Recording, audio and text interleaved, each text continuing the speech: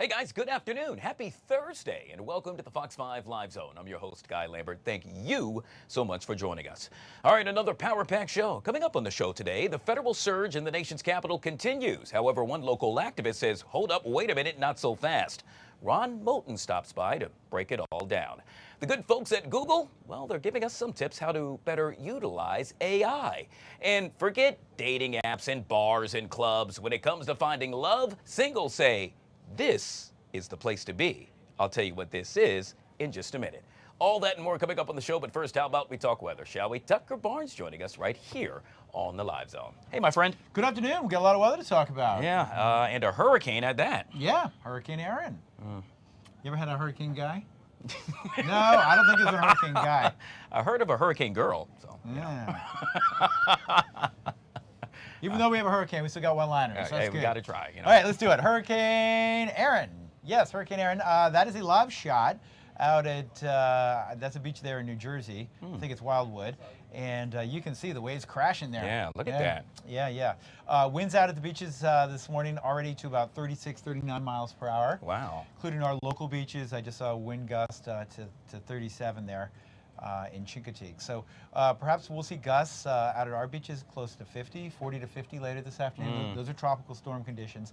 And what you're reading there, the 69 degrees, that's in D.C. So we'll talk local weather first, then we'll take you out to the beaches. We're going to be we're going to be overcast this afternoon and very cool and kind of breezy. That's what I was looking for, kind of breezy. See the winds out of the north at 15? We'll probably see a gust here in the immediate Washington area, 20, 25. This afternoon. All right, we are on the very edges of Hurricane Erin, and it's kind of combining with a cold front across our area to give us a lot of low-hanging stratus clouds. Okay. Yeah, and a couple of showers. We've seen the showers mostly dissipate, but a couple of showers out there early. You can kind of see can you kind of see the swirl in the atmosphere? Yeah, there's kind of like is that the outer bands? Is that what it you call is? those? You Wow. see now. Look at it more carefully there. If you look all the way down in the bottom right-hand side of your screen, you can see the center of circulation of Erin at this hour, about 215 miles to the east of Hatteras. So that's just incredible that the outer bands extend all the way to our beaches, more than 225 miles away from the center of circulation. And it's really pounding at the beaches at this hour. I mentioned the winds for you. So continued pounding at the beaches this afternoon. Winds 45 to 50, and we'll keep it cloudy and cool and all those kind of things around here. Here is the latest information, and this is our most recent advisory as of 11 a.m. 100-mile-per-hour winds. That's down just a little bit. The pressure's up. What happens to hurricanes when they get into the further north they go, the further north the latitude, their energy source is very warm water, and so when the water's not as warm, they lose their power, and that's what we're expecting with Erin over the next couple of days as she continues to fade off there to the east and will eventually dissipate into a remnant low. But that's the eventual track all the way up, what's that, south of Iceland. Wow. As a remnant low a few days from now. But most importantly, being pulled away from our area, and that is great news, and that we will have a one-day sort of special with a hurricane. Tomorrow, right back to sunshine and a beautiful stretch of weather. Friday, Saturday, Sunday. Next week, I mean, full-on hints of fall, low to mid-80s, and that's low humidity days, too. Oh, God, that's picture perfect. Real quick, I'd love to boogie board, but today, not the day to do just that, yeah, right? In fact, I think, at least at the beaches locally, swimming is off-limits. Got it. So, yeah, can't do it. All right, stay safe, folks. Tucker Barnes, all things weather right here on the Live Zone. Guys, if you haven't already done so yet, make sure you download the Fox Local app. That way you can take that forecast with you any and everywhere you go. Turning now to the federal takeover of Washington, D.C., Vice President J.D. Vance making an unexpected visit to National Guard members at Union Station. Many of you saw that unfold yesterday right here on the Live Zone. This afternoon, reaction still pouring in. And a major victory for President Trump after a New York appeals court threw out the massive $500 million judgment dealt to the president after he was found liable at a civil trial for business fraud. Joining us now to discuss this and so much more, hey, she's back. Jackie Jordan, CEO and political strategist. Good to see you, Jackie. You're giving me such a generous introduction, and I just wanted to say, Guy, that every time I'm on, DC is headed for bad weather. I feel like I'm bad luck to you. Well, in that case, perhaps we need to postpone your return. You're not kidding. Hey, Jackie, let's start with one of the big stories of the afternoon. In this case, the federal surge right here in the nation's capital. According to officials, the FBI joined federal partners in 31 more arrests last night, including 6 illegal firearm recoveries, 7 drug seizures, charges including theft, assault with deadly weapon, drug offenses, assault on an officer, unlawful entry. Overall, some 600 arrests have taken place since the operation started. Is it working, Jackie? Well, this is what happens when you bring in law and order, and we've watched over the last couple of years cities like DC and other poorly run cities have become very crime infested and unsafe. And so, you know, this is what the current administration proudly promised was law and order, and this is what we're getting, and this is what it looks like, and we're thankful for it because we want our families and we want our children going to school. We want everybody to be safe and know that they're safe. And you know, we watched the degradation of the Washington D.C., the country's capital, over the last couple of years. And it earned a reputation as one of the most beautiful cities, honestly, on the planet, with the architecture and the building and the museums. I mean, there's so much richness in Washington, D.C., and so to see it go down the pathway of, you know, Baltimore and Philadelphia and even where New York City's been headed with crime has really been unpleasant. So the restoration of law and order, that's what we voted for. We'll have more on the federal surge right here in the live zone at 12:15 when we're joined by community activist Ron Moten. Yet again, that taking place in just about 9 minutes. The other big story of the hour, Jackie, they're likely chanting hip hip hooray at the White House. This after a New York appeals court threw out the nearly $500 million lawsuit brought forth against the president, which found in essence found him liable of business fraud. Now, to put this in layman terms, the prosecution said he overvalued his assets. Trump argued, hey, you're talking about a very sophisticated victim or two who got repaid, made interest. The courts ultimately sided in his favor. Well, as they should. I'm in the process of getting my master's in legal studies, and we get to study cases just like this. And, you know, we've had the president has definitely had more than his fair share of lawfare over the past couple years. And, you know, that's what I think is so amazing about our justice system and our court process, is because if you push the truth through, justice does get served at some point. So I think this is really an exciting time, and I think it also just shows to what the president has endured in terms of the stretches that they have gone to legally try to cripple him, his business, his reputation, even his governance over the past couple years. So so I am happy to see this ruling and really grateful for it. And and this is really good news. And it should be hip hip hooray today over at the White House. Let's take it to the international stage, where President Trump appeared to offer a rationale for Ukraine to go on the offense against Russia. Notable rhetoric as the momentum around peace talks, well, in essence, they have stalled. On Truth Social, the president posted, crooked and grossly incompetent, Joe Biden would not let Ukraine fight back, only defend. How did that work out? Regardless, this is a war that would have never happened if I were president. Zero chance. Interesting times ahead.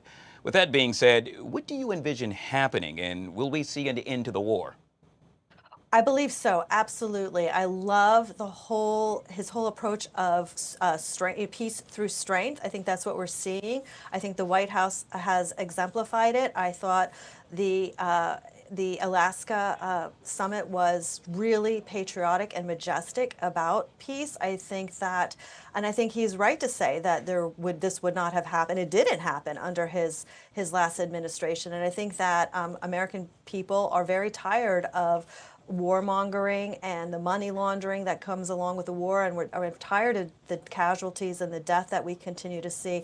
And I love that the president vocalizes that, and he's tired of seeing young men die at the expense of governance that have been ruling. So I do believe that we will see peace. I believe that we will get there, and I believe that he's the president to make that happen. Well, one thing's for sure, we all want peace. Jackie, we have time for one more, so we'll end with this, and that is, we all know that Democrats, in essence, have tried everything to beat the president, but they're only, count them, 1 for 3 in presidential elections against him. Now, twice they impeached him, but that didn't destroy his political career. Now there's word that the Democrats may be done taking the high road and go on the attack by hitting low. Is that the proper stance, and will that actually work out for the Dems? Well, as a media strategist, I hope to say, wait, the Democrats haven't swung low before? Like, they would only think to go low at this point? I can't even imagine that. I think that they will do all stops. I think what is changing, though, is that the president had to stand stoic against the attacks that happened, from the Russia hoax at the very beginning to where we are now, where so many people, so many Americans, so many patriots, the blinders are off. We see exactly how the Democratic machine works. We see exactly how they propagandize things. And I don't care how much Gavin Newsom tries to tweet right now and do his little X comments. We understand their game. We see it. And we know how it's played, and I think that we all stand by the president for that reason, and we know what's coming. So below the belt is nothing new. I think that he has proven to fight back in the system and through the justice system, and in the correct way and manner that is necessary to do it. And I think it's been a really brave example of things, and I definitely think he will end up going to heaven. Jackie Jordan. That's a good way to end it. Not mine. Not right now, though. Not right now. Jackie Jordan, yet again, political strategist and CEO, joining us right here on the Live Zone. We'll chat soon. Next time, bring the sunshine with you, Jackie. Yes. Good to see you, Guy. Thank you. All right. Well, the United States and EU have reached a trade deal. In a joint statement, both parties have outlined details of an agreement which includes reducing tariffs on the sale of cars and trucks. So far, it's the only official text of the agreement since President Trump announced a trade deal had been struck late last month. To get an idea what this means to the average U.S. consumer, we welcome Gerson Gibbs, Senior Managing Partner at Bellet Capital, back here to the Live Zone. Always good to see you, my friend. Welcome back to the show. How you doing, Guy? Thank you for having me. So what do you make of this latest trade deal, Gerson? I think it's just a little bit of forward movement with regard to Trump utilizing tariffs to make great negotiations. I think this was a negotiation that was in the works for some time, and they finally began to hash out and actually start the agreement. There's still some pieces that have to be worked out, but I think they came to some kind of foundational agreements that can now build from there. So who benefits the most once this is, well, in essence, it's all said and done? Well, I think both countries are going to benefit. However, we would have felt the impact if this relationship wasn't worked out, because they're one of the #1 producers of pharmaceuticals in the United States. So it would have been a bit of a uptick. There were tariff discussions about, setting tariffs as high as 250%. So now that we're capped at 15%, I think that could bring some relief to the average consumer and the average American who's utilizing any pharmaceuticals. And then there's word that the EU will invest over the next 3 years. Can you speak to that? Absolutely. They indicated that they were intending to ensure that they were going to invest about $1.3 trillion into the United States, specifically in the energy sectors. Of course, there's a little bit of loose language in the documentation, but according to Washington, they're going to monitor that investment pretty closely to ensure that money comes into the United States. And again, this goes back to what the intentions of tariffs are, right? It's to bring money and manufacturing back to the United States. And I think that this agreement accomplished that. We know that strategic sectors happen to be of the utmost importance right here in the U.S., and we now know that according to this deal, or a part of this deal, billions will now go into that. Exactly. So I'm curious, do you expect more deals to come in the near future? Absolutely. I think that this gives countries a bit of an understanding that this was just an approach by Trump. I think sometimes his approach is, set the most outrageous number and then negotiate from there. If we think about it, if we were talking 15% tariffs a year ago, there would be uproar. And now everybody's excited about 15%. So I think that it was a great deal. I think that Trump is showing his negotiation approach and showing that he's open to negotiate with other countries and reduce the tariff rates, which brings some ease to the general consumer. Gerson Gibbs, yet again joining us right here on the Live Zone. Always good to see you, my friend. Thank you so much for your time. Thank you for having me. See you soon, Guy. Let's bring it back home locally, where hundreds of National Guard troops from 6 GOP-led states are making their way right here to the nation's capital as I speak. The U.S. Marshals yesterday announcing that they are now offering a $500 reward for tips in D.C. that lead to an arrest and conviction. Joining us to discuss this and so much more is community activist and founder of Don't Mute D.C., Mr. Ron Moulton, back here on the Live Zone. Ron, always good to see you. Welcome back to the show. Same here. How you doing, sir? All right, Ron, let's jump into this. Well, first and foremost, I should make mention that you are holding a rally, if you will, taking part, known as Be the Village, Stay Out the Way. It's taking place tomorrow, Friday, 5:30 at 701 Mississippi Avenue. In essence, you're asking for a community response. You heard me make mention of the federal surge. You have been somewhat vocal, and I'm curious, your take on all that we have seen thus far. Yeah, one I want to say is a group of people, organizations that are all coming together to educate our community on how to stay out of the way while all this is going on, because we feel as though this is very dangerous when you bring troops to deal with humans, to deal with people who are citizens who've been in this community. Like, I'm a 5th generation Washingtonian. I've been around to see everything in our city, and I've never seen nothing like this. This is an overreach. I always tell people something needed to be done about the crime with a small group of people, right? But this right now, all of our businesses are hurting. All my friends that live in Maryland, they're not coming to DC, right? And this is putting a tremendous strain on our economy, on the psyche of the people. And I almost feel like I'm in 1963 again. That's what it feels like. Ron, we have seen a number of people somewhat vocal as well, stating that they have seen, let's say, National Guard troops in areas that aren't, quote unquote, urban. I'm making reference to Ward 7 and or Ward 8. Do you have a response to that? Say that again, I'm sorry. A lot of folks stating that they have not seen a presence of the National Guard in Ward 7 and 8. Well, I've seen Metropolitan Police, and that works for me. I think our police department, when they're allowed to do their job, they can do a wonderful job. I think there's always room for improvement. But at the Tennis Learning Center tomorrow at 6 o'clock, we're going to be telling our people how we need to make sure our people follow the rules and laws of the land, but also how to deal with what's going on in the community right now, something we did not ask for. Now, I hear some people who ask for a lot of things, but when it hits their household, they have a change of mind, and I've seen it recently. So we just got to understand that, look, I support the president in anything that he does that makes sense. But I want him to know, please listen to the people of Washington, D.C., where the majority of the people say, this is not the way. We'll take all the help that you have to get guns off the street, to deal with violent offenders, but this is not the way. Work with us to save our community. Work with us to help the poor. Work with us to help the entrepreneurs. Work with us to make D.C. The best city in the world. We already had the best city in the world, but even better. All right, just help us do that, and we'll work with you. But this right here, this is not the answer, sir. That's all we want to say to you.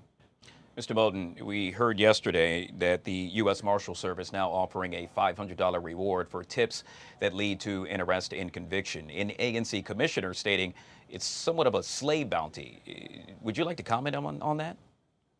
Well, I just think that, I've heard that there are 1,200 warrants that are out for people east of the river. And what I don't want to see is my people to be slaughtered in the streets. What I don't want to see is people from Mississippi, Tennessee, and other places who have no empathy or understanding of people from communities like Washington, D.C., coming to D.C., coming to Baltimore, coming to New York, and just having a will and way with us where we have no rules, no laws. I mean, it's like martial law right now. People can just get pulled over, their cars can be searched, whatever, without anybody following anything in the Constitution. So we feel like people walking around in fear. And when I'm saying to people, we have to be strong, We have to work with the administration to change this, right?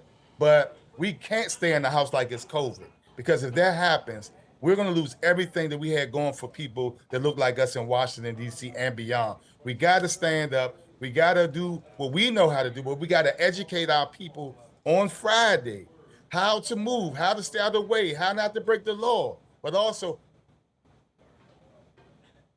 all the organizations and people who have joined, Cora Masters-Berry, Dion Rita, Tony Lewis Jr., Tia, all these great people who come together to make this happen. I really appreciate Monica Jones, everybody who's coming together to make this happen for our community, because it takes a village. Let's be the village and let's stay out of the way as we get through this. God bless you all. It's our time to stand up. It's our time to support the businesses in the community. We can make DC the DC we want to be, no matter what other people do.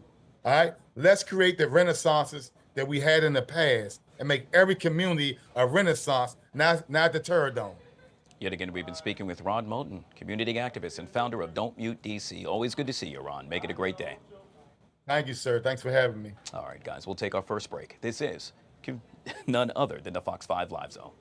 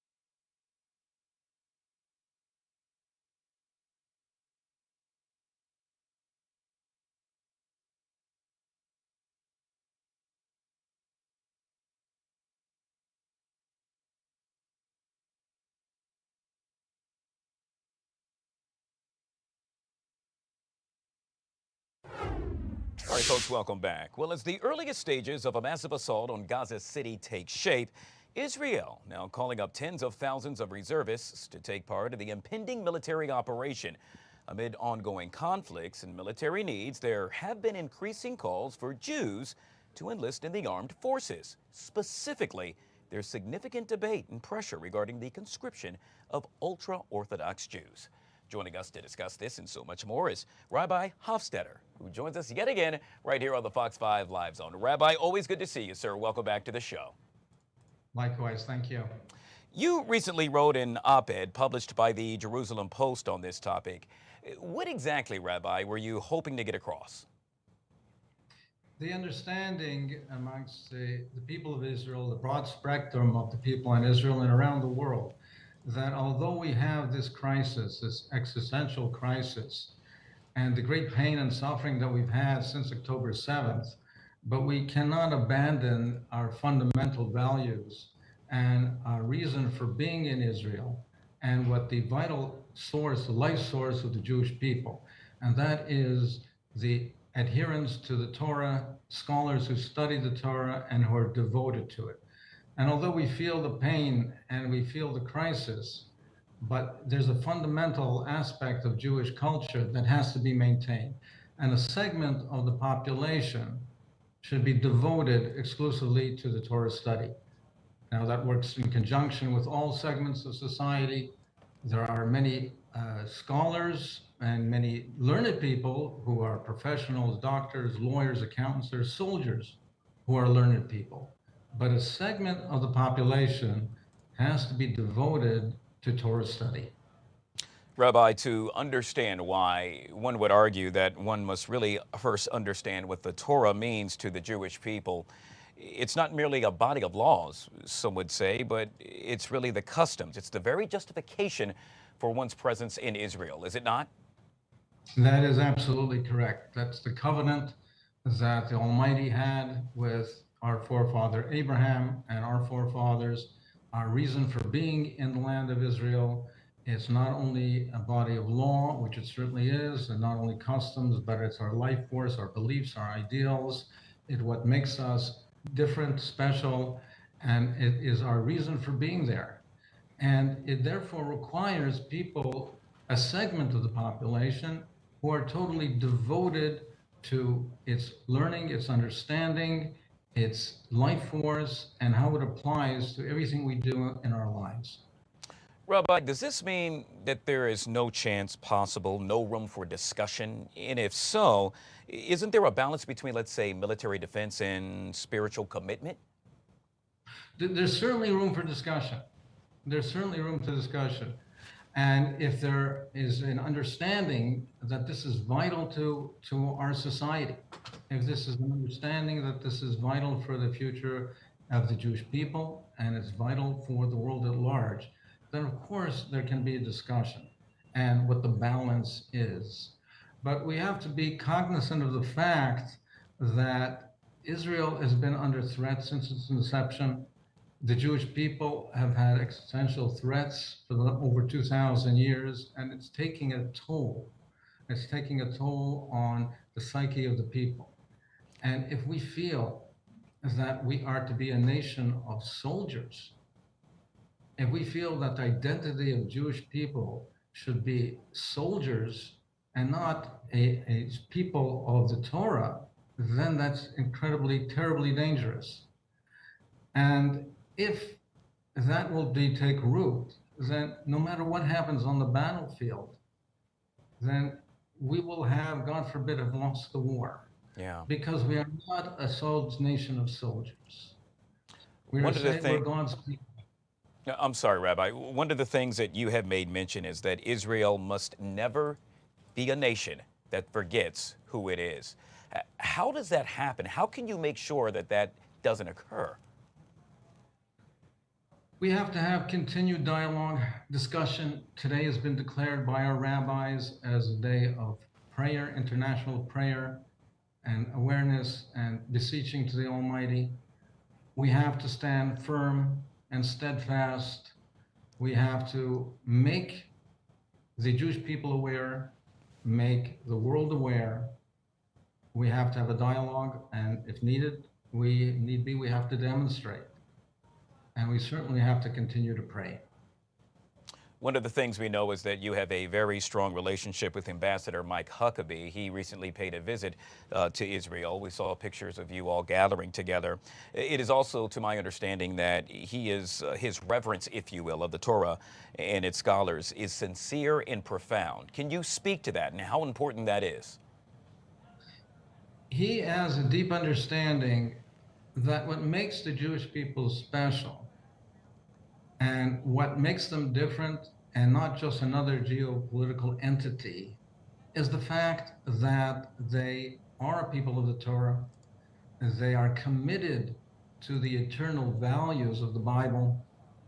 They are not a people that the value system is dependent on culture, which is ever changing and so quickly changing that they are steadfast in their beliefs, the eternal beliefs of the Bible, and they need scholars who are devoted to that study. And that is essential for their survival and for the world's.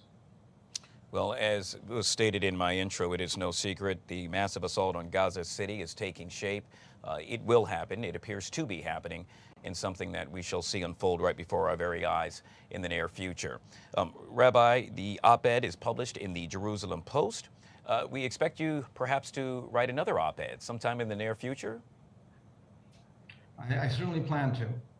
Very good. Well, sir, I know you were quite busy, and we truly appreciate you taking time out to join us right here on the Live Zone. Yet again, we have been speaking with Rabbi Hofstetter, and truly one of a kind, and a very busy man, but kind enough to say hi. Always good to see you, my friend. Thank you very much. Thank you. Very good. All right, guys, we'll take a quick break. This is the Fox 5 Live Zone.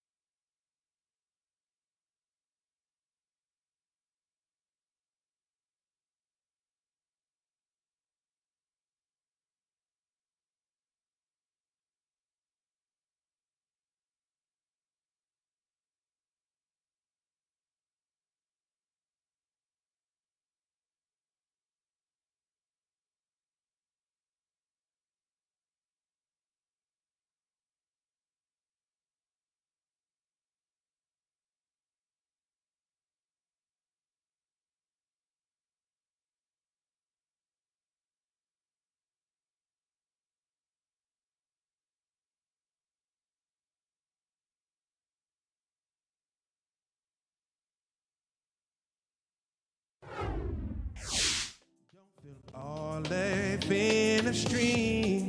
No, no, you will get where you're going.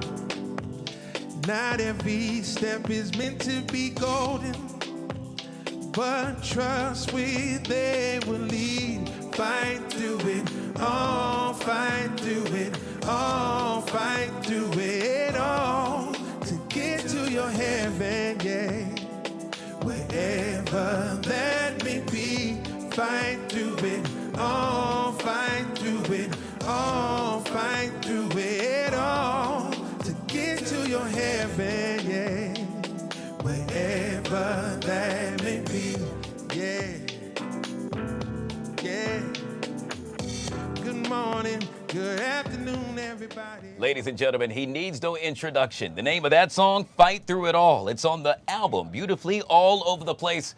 The man with the master plan, the one, the only, Eric Roberson, joining us right here on the Live Zone. Good to see you, my man. Always great seeing you, man. How you been? I'm good. It's always good when you're in the house, brother. Hey, man, I'm glad to be here, man. You absolutely did. And, well, I mean, you just do an amazing job each and every time. You grab that microphone and do your thing.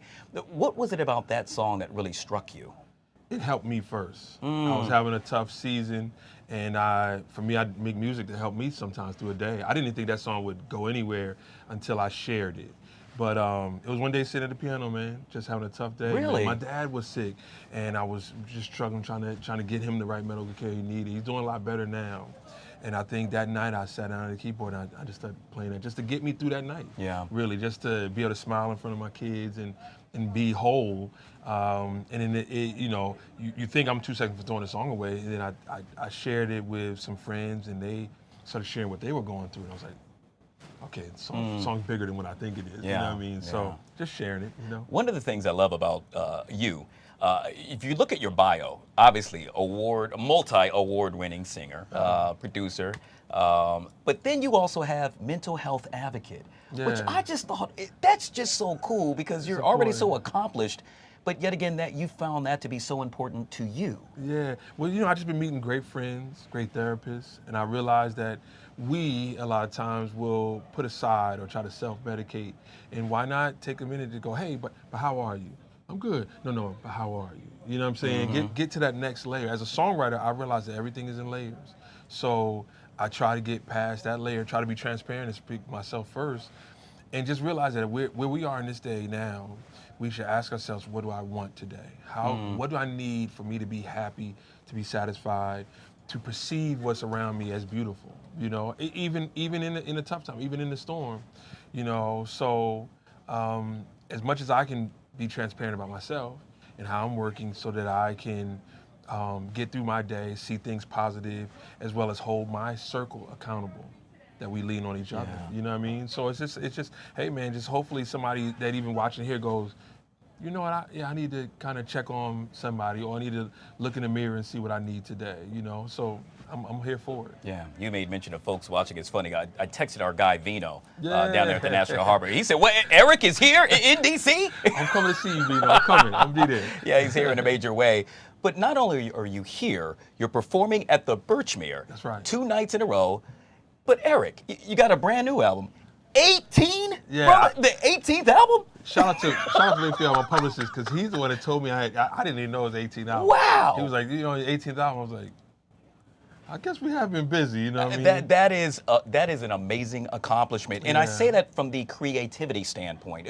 What is it that changes for you each and every time, or in essence drives you to continue to put out amazing music? What I'll tell you is I'm always working. I'm always making music. What happens is something will shift, or there'll be a transition, and they'll say, oh, I'm going into album mode. There's probably never a time where I'm not working, not writing. I'm writing all the time, recording all the time. But even with this album, it was a turn. Like, this sounds different than what I was doing last night, or this is connected to that, and you start seeing, I'll be honest with you, it's not me. You know what I mean? I'm just a vessel just trying to put things together. And you realize that, okay, but for me, a lot of times it's just trying to complete the ideas, feel good about every idea. When I walk into the studio, I try to walk into it like it's the first time I walked into it. Wow. Every time. So I'm never one, I don't believe in writer's block. I think a lot of times it's just us overjudging what we're doing. So for me, it's not for me to judge. I realize that, hey man, these words were here before me. The melodies were here before me. I'm just part of put it together. And guess what? Once I put it together, it's just as much Raphael's or yours or Vino's. It's not mine anymore. Yeah. You know, so what you do with it is yours. So I'm not putting myself as too important to get in the way of that process. So, and hey, whatever, if it brings Grammys, if it brings awards, if it brings crickets, so be it. Well, that's definitely not the case. No, listen, as much as we do, that. you have it. What you do is, I said it earlier, I said you make a living off what works, you don't take personal what doesn't. And it's simple as that. It's like, you know what I mean? And we find our way. And on Saturday and Sunday, we're not going to sing the songs that didn't work. Yeah. You know what I mean? Well, I got you on that one. We don't judge the days that the shots that Michael Jordan missed, right? We lean on the accomplishments. So we all going to have our misses. It's inevitable, but we lean on the things that work, lean on the things that we make. Wow. Yet again, taking place this upcoming Saturday and Sunday at the Birchmere. I had the opportunity a couple of years ago to hang out with you backstage. We were in Atlanta, and I had my boys with me. And I remember we just started talking sports, football or something like that. You then left to go perform, and it was the funniest thing. Everybody walked up to me and said, oh my God, that was Guy. Eric was just having a conversation with us. I say all that to say is because you're so real, man. And then when I see you hop on stage, you're so real with your audience. Yeah. It's so different than all of the other artists, I would argue. It's intimate, it's more personal. Yeah, well, you know what's interesting? I hosted a show in New York called Soul Village for 16 years. And it allowed me a freedom that I don't think other people had the luxury of doing. But I'll tell you a quick story. I used to showcase artists, and I would tell you there'll be an artist that got off the subway, and they would get up there and do sound check with a backpack on, a baseball cap on, and it just like walked right off the street, and they would be killing. Then they would go into the dressing room, and they put on what the stylist thought they should wear, and they presented themselves the way the manager told them, and they would get on stage later that night, and it would be a miss. And I'm like, I wish the crowd got a chance to see that person that walked off that subway and just walked, like for me, so I learned very early on what worked best for me, shall I say. And what worked best for me was the same person in the dressing room, same person in my living room will be the same person on stage, and that's it. You know, I mean, I've had the fortunate opportunity, even with that show, but just in every show, that that I'll cry on stage, I'll laugh on stage. If I'm going through something, I have no problem sharing it on stage, like, because it's just a part of the art. You know what I mean? Yeah. And I think so. And sure, we're supposed to elevate and bring things, and we try to do that, of course. But I don't think it should be a thing where the crowd should know my kids are in the dressing room. Yeah. The crowd should know my wife is sitting there. You know what I mean? Yeah. You know, like, they should know. And if they're not sitting out there, they should know I'm missing them. You know what I mean? That It's is like, just so awesome, It's man. the same thing. That Yeah. is so. Speaking, by the way, his kids are right over there. Just wait. Well, if you want to come in, you can wave. If not, just keep on hang out over there. And yet again, perhaps. Come on in, guys. You want to say hi real quick? Yeah, come on in. The camera's right there. Right there. See? Which is just, Eric, that's just so cool, man. Yeah, man. I mean, Listen. for them to experience your lifestyle, I mean, you're a star.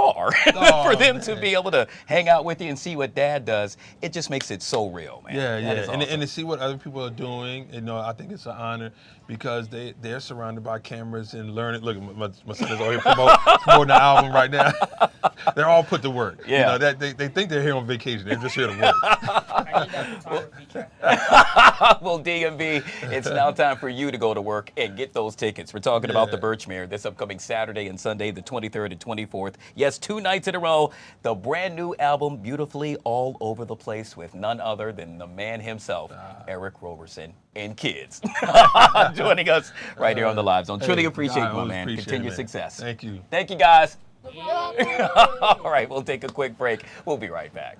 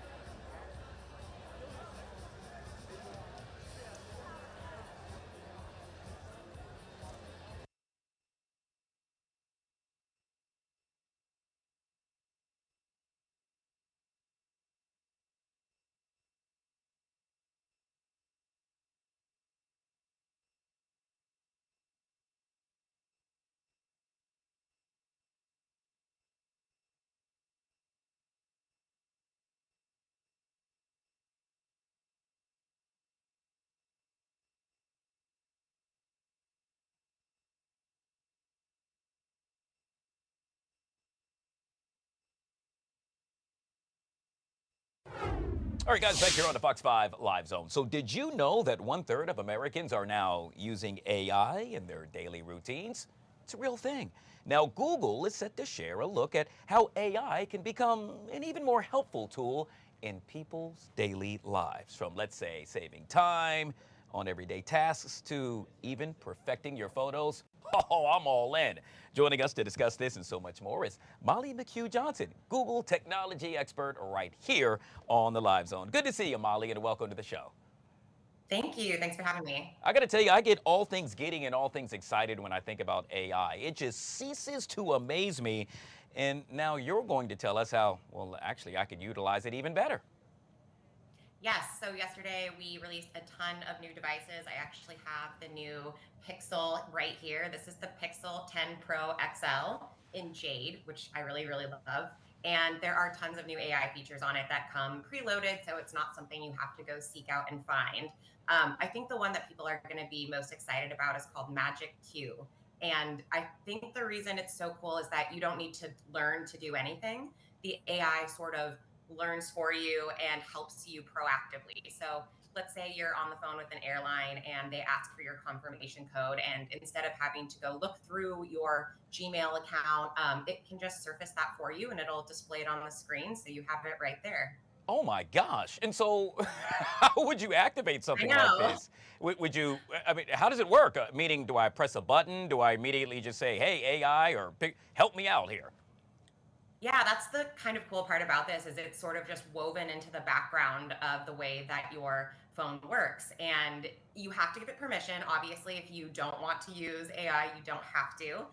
But once you've opted in, it can see what's going on in your apps, like your messages and your Gmail, and not to a degree that it's taking any of your data, but it's looking for things like the confirmation code, or let's say like what time your reservation was at. So if you're texting with a friend and they want to remember what time that reservation for next week is at, you don't have to go back and look. It will say, oh, that's on your Gmail, in that Gmail invite, and it says 7:30. So it's just this like tiny little way of making things easier. It sort of reminds me of like when you do two-factor authentication and you get a text for a password and it's some random number and your phone automatically is like, oh, hey, here's the number for that password.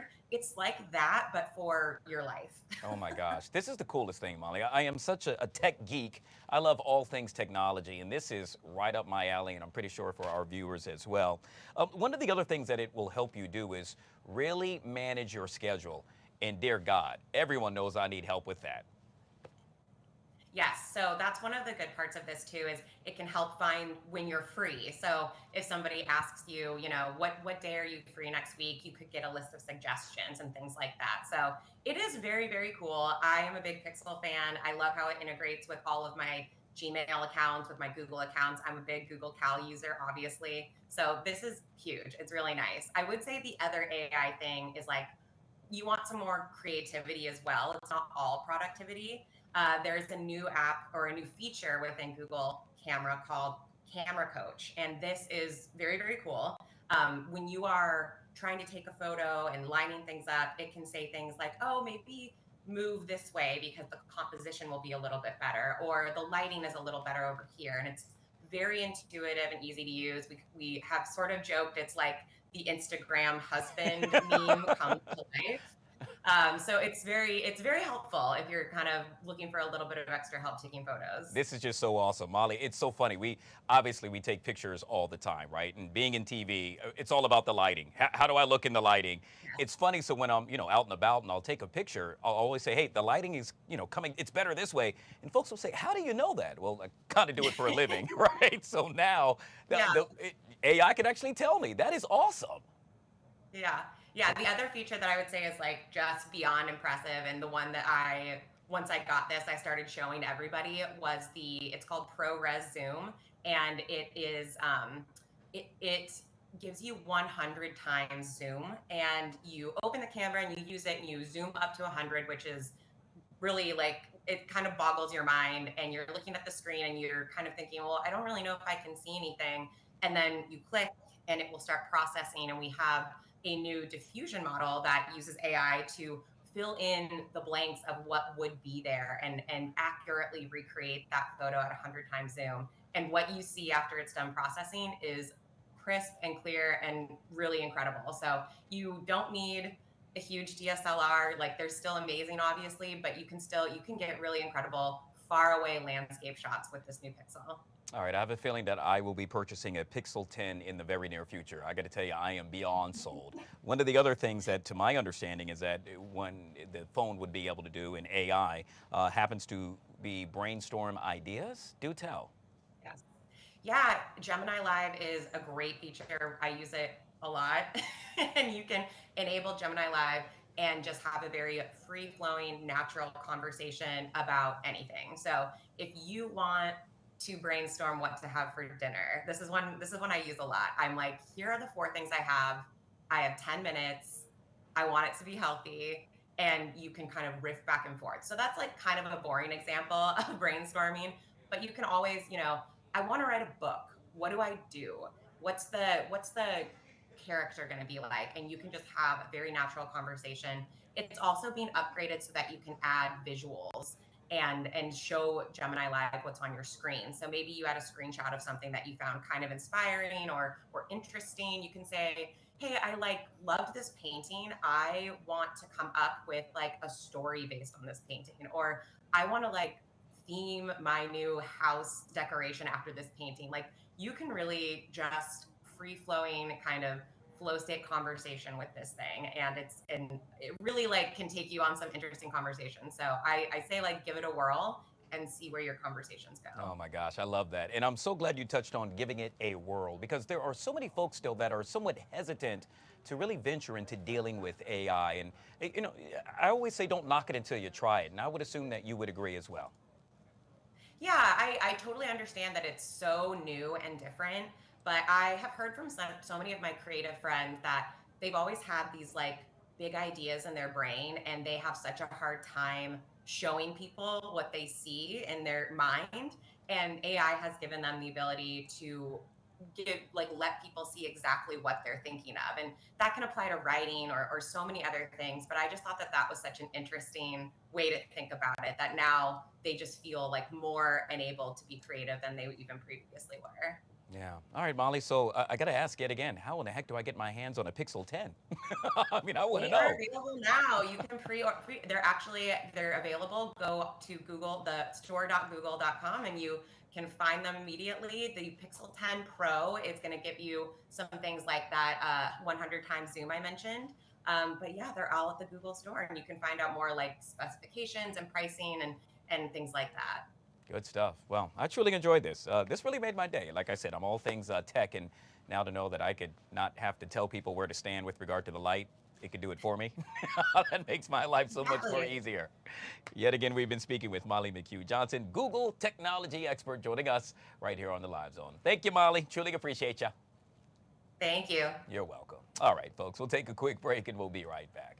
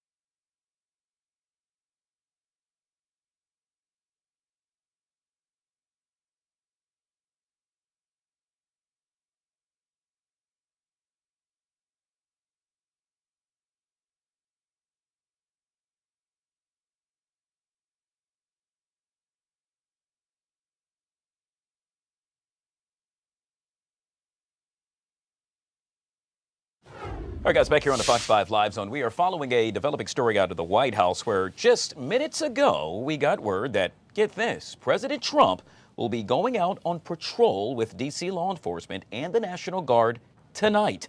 As the Post states, get your popcorn ready. Trump wants a first-hand look at how well the crime cleanup is going. The president stating he cannot wait. Yet again, President Trump will be on patrol with NPD and the National Guard tonight. We can tell you that last night alone, some 31 arrests took place, 6 illegal firearms were confiscated, 7 drug seizures occurred, and overall, if you're counting, some 630 arrests have taken place thus far since the federal surge. We hope to get more information on that momentarily. When we do, we'll bring it to you live right here on the Live Zone. In the meantime, have you heard? A new state-of-the-art immersive media production facility built to help creators, brands, organizations, government agencies, and creative marketing firms produce high-end visual content with speed, now up and running in Prince George's County. Joining us to tell us all about it is Mr. Ronald Dixon, founder and creative director of IdeaPlexMD, and he's kind enough to join us right here on the LZ. Good to see you, Ronald. Welcome to the show. Hey, God, thank you so much for having me. How you doing, brother? I'm doing good. I got to tell you, this is really cool. When I got the email about this, I looked again. I said, wow, this is something that's needed. It's state of the art, and it's something that you're bringing right to Prince George's County. Do tell. Yeah, we have been at this for a long time. This will be our 4th facility because we've been gentrified, meaning that we've had to move out of other locations. And over the last 15 years, what I've noticed is that so many of our creators end up leaving because they feel like they can't create here at home. And so we wanted to put the kind of facilities in place that you would normally see in other bigger media production hubs like LA, New York, Atlanta. So we brought that best-in-class equipment and technology right here, and it's accessible and available to all right here in PG County. So what, in essence, inspired you to really create this space? Because, yet again, when I think about something that's somewhat similar, and there really isn't something similar to my mind, it's something that's really needed within the community. You have to sort of start with sort of who we are, right? We're one of the only minority owned and operated media centers in this market. And we are certainly the only minority that has the type of technology and infrastructure available right here in the DMV. And so over the years, the last 16 years, we've been having this vision for standing up a facility like this. We wanted to do it in DC, my hometown, but that didn't work out. And so we sort of jump-started ourselves and just said, well, let's do it right here in Brentwood. Brentwood is one of the most sleepiest towns compared to so many other places throughout the county. And yet you have this powerhouse of a facility drop right here, in PG County. So we're really excited about that. We care a lot about making sure that underrepresented voices can have access to places like this, because this is just not the norm. And so we set things up so that we can not only do our book of business through the facility, but we also unlock the doors so that local creators can have access and have a place to create. Yeah, because we just don't think the future of media production should be gated. So our gate is built wide open. And so we are accessible, we are available to all, and we are looking forward to doing something special right here in the DMV. Yeah, I absolutely love this, Ronald. One of the things that you touched on is you could have the little guy like me, hey, I just really trying to do something, and then you have the major agencies as well. It shows the spectrum, if you will, how vast this thing can go. And I just love, yet again, that you're pouring into the community. As they say, the proof is in the pudding. And so what are folks saying that have actually utilized your services thus far? Oh, man, it's been incredible. We've had not only local creators in, we've had Kevin Ross in. Kevin did a couple videos in our spot.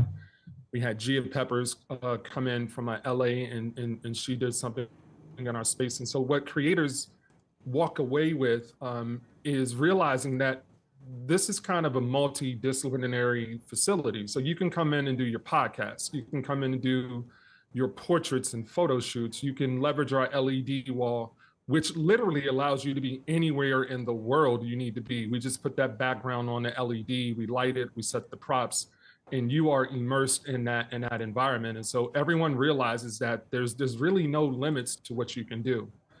You can come here and spend a day, spend a half day, and you can do multiple content creation moments during your time inside of the facility. And so people like the convenience. People love the fact that we have high-end, best-in quality equipment. You know, if a photographer were to come in and run our facility, we would, make our Hasselblad camera available. And I know that doesn't mean much to some people, but this is the same kind of equipment that they shoot all kinds of magazine covers on. So they not only get an opportunity to leverage our space, but we make all of our technology and all of our equipment available to them as well. And that's what excites me the most, because you have so many talented creators right here in the DMV, and all they need is access to a facility like this to sort of take what they're doing and take it to the next level. Well, Ronald, I got to tell you, I'm sold. I'm pretty sure all of my viewers are sold as well. Folks that want to find out more information, how would one go about to do so? So they can visit us at IdeaPlexMD.com. And Guy, if this is okay with you, we can post something online, and we can even put a discount code so that if anyone is interested in checking things out, they can get a 10% discount off of their first booking, because we would love to get the word out and let folks know that we are available as needed. And they can come here and get a professional service and a professional facility to help them to elevate their storytelling. Mr. Ronald Dixon, yet again the founder of IdeaPlexMD, joining us right here on the LZ. Ronald, always good to see you, my friend. Thank you so much for coming on the show. Yes, sir. Thank you for your time. You bet. All right, guys, we'll take a quick break and we'll be right back.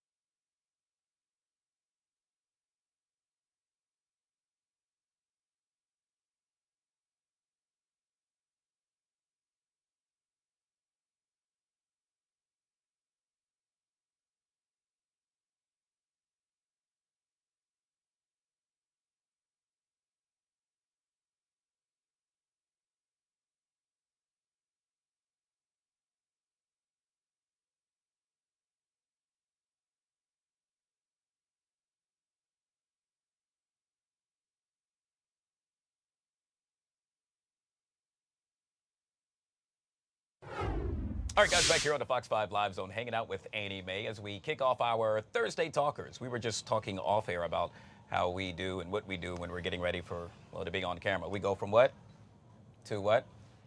It's alarming. It's alarming. Like, one of these days I'm gonna put out a video. Yeah. And it's like, and then it's like, okay. It's not that it's not real. We're just tired as well, and you just We're all on when you're on. tired, okay? We're all tired a little. But that was on cue. Right. That was right on point anyway. Hey, let's talk wedding, shall we? Okay. Someday you're gonna walk down the aisle. Maybe Hopefully me soon. too. Yeah, well, hey, that's a boyfriend. She said it, not me. I'm gonna start clipping these and sending them to you. However, well, this is going to help them out. I'll tell you what, a wedding planner now unveiling the unnecessary things couples waste money on. Now, 9 times out of 10, you're going to want to do what? Well, you're going to want to have a party favor. But according to this wedding planner, what's the purpose? They get left on the dining table, nobody uses them, and they end up going in the bin. Another no-no people spend extra money on happens to be expensive champagne. And why do that? And then an open bar, according to this wedding planner, just do a cocktail, a seasonal menu at that to go along with that cocktail. That way you and your boo can save money. No. It's the last. Really? You're cheap if you don't do an open bar. I'm with you on I don't that care. one. Like and it's not even open bar. Like I understand the concept of doing like a seasonal cocktail in addition to doing like an open bar. Like Yeah. I did this. I had this huge birthday for like my 22nd birthday with my friend, and we had like a bartender come and like have our each own like season. It's not seasonal cocktail, but it was like the Annie Mae and the Amanda, and like we had Nice. these cocktails, and it was great. But in addition to that, you could order like whatever drink you wanted. Like Yeah. I understand, and then ended up people usually either picked one of ours. It was like I did a vodka and she did like a tequila or whatever, so you would have the chance to order both or whatever if you wanted. But like in addition to that, also do an open bar, like for somebody who just wants I'm with you. whatever you want. No complaints on my end. Right? I've always said weddings are first for the bride. I mean, Yeah. that's just hands down. Yeah. Second, it's not for the groom. It's really for your guests. It is. It literally is bride, guest, groom, Yeah. mother of the groom. Right. And as a I guest. love my boyfriend's mom, but usually I feel like people are like mother of the groom. Yeah. No, yeah, I can see that. Well, because but then again, it's the flip side that, the mom Mother is of the losing her bride. daughter. Yeah, she's Mother losing her of the daughter. bride. Mother of the bride. Hey, just make sure you have that open bar for me, all right? That's it. And I'm good That's to go. all you need to take from this segment is that I need an open bar. All right. Well, now we know. And now, boyfriend, you got it as well. Open See, bar. I helped you out. He barely even drinks. We're gonna Like open bar. We're gonna move on to you good old Gen Zers, Annie Mae. In this case, Gen Z job seekers have their parents write their resumes, apply for gigs, and even bring them to interviews. That, according to a newly released study, some 77% of Gen Zers say they have brought a parent to a job interview when they were job seeking. More startling and alarming, 79% of those say, well, once they got their job, their parents continued communicating with their managers. Are you serious? I already know you don't do this. That's it. I'm like, Mom, can you email Kyle for me? I can just see his face. He's like, okay. Hey, sorry. Like, I guess this would like make sense if you're the Kim Kardashians of the world and like your mom's like your manager. Like that's the only exception if you have like a parent or something that's like the manager of you as like talent. But I mean, this is the silliest thing I've ever heard. I mean, I understand creating a resume yourself and like having somebody look over it and like edit it, or like even have like ChatGPT look over it. Yeah. Like, different people to look over what you have, different people to look over your like cover letter, jobs, school applications. I get that, but like it has to be bulk you, or else people don't even know what they're hiring. I agree with you on that one. My mom took me to my first job, which, shout out Jerry Sub, Springfield Mall, fast food all the way. Jerry Subs. Oh, God, I What can make a heck of a throwback. sub. Oh. Shows how old I am, right? Yeah. But I needed her because I couldn't drive at the time. I Me was just too. turning 6. So, okay, mom takes you there.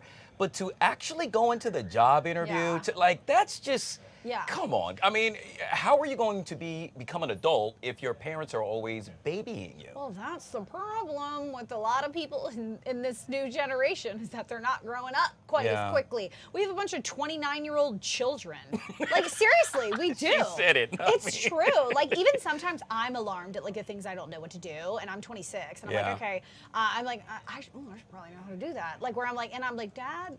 But I'm not doing that at work. Yeah. though. I'm doing that for, like, I don't know, some electrical issue. That's like a dad. Or like a car problem. I'm like, Dad. All right. Well, I if this probably shouldn't have segment, had by the way, goes long, I'm going to email your mom and tell her to get on you because... It always goes long if you're talking to me. So go ahead, email my mom. and Tell her. see what she has to say about Listen.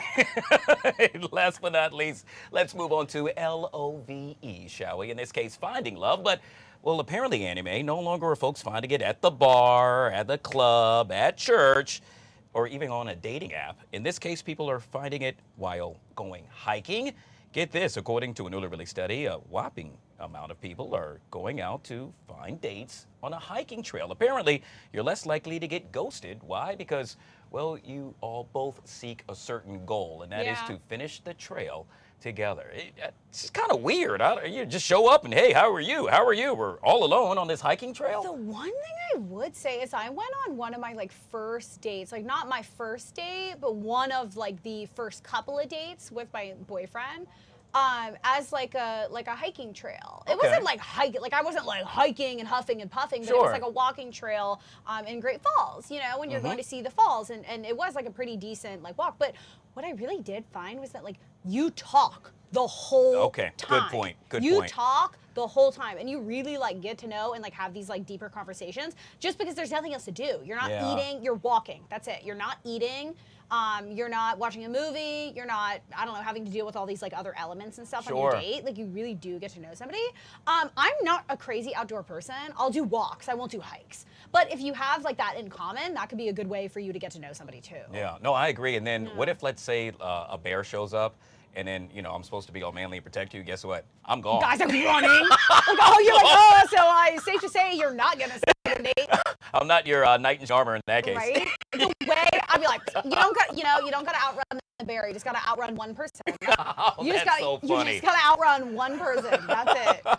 So if you're looking for love, yet again, just, I guess, call up your potential boo and Yes. go to a hiking And go on a trail. walk. It does work. Yeah. It does. And by the way, Great Falls is beautiful, but my parents Great live Falls. If there, you so- haven't been out to Great Falls in the Yeah. DMV area, highly recommend. All right. It's gorgeous. You might bump into Annie Mae. You might. It depends on the day. Who joined us, and her mom, by the way. And my boyfriend, apparently. Everybody. This is our Thursday Talkers right here on the Live Zone. Thank you. Thank We'll ya. take a quick break and we'll be right back. Hello, Fayette County, and hello, Georgia. You know, I want to thank Vice President J.D. Vance for his leadership and for just coming down to our state today. You know, I had the opportunity to meet J.D. Back when he was just J.D. On the campaign trail, probably about 3 years ago. I was up in Ohio campaigning. He was up there campaigning for the U.S. Senate, and it's odd how things worked out in 3 years. But I want to talk to y'all about something. And for those of you that don't know me, I am Mike Collins. Well, I'm just an old blue-collar, small businessman, conservative that was born, raised, lived, still live and work over in Jackson, Georgia, in Butts County. I happen to represent the 10th District in Congress, and I'll tell you something. Back in 2015, a businessman named Donald J. Trump came along, and boy, he was saying everything that we were thinking. Y'all, that's enough is enough of this mess. He took on the political class. He stood up for the workers, the American workers. And y'all, he put our country first.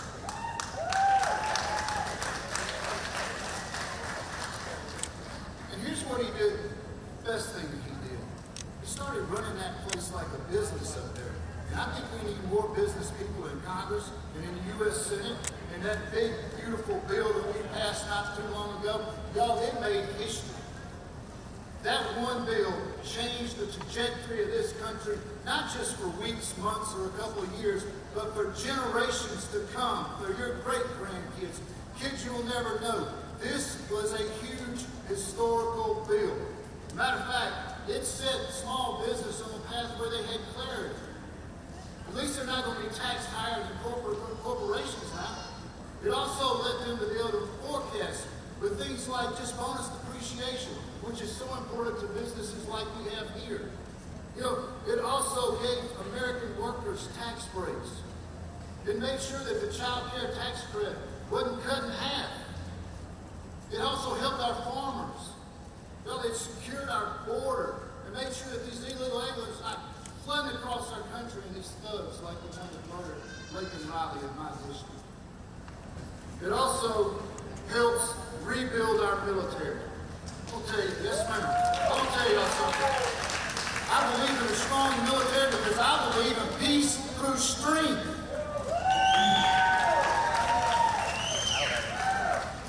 Here's the personal thing about the big beautiful bill. This thing in there called the 529 Savings Plan.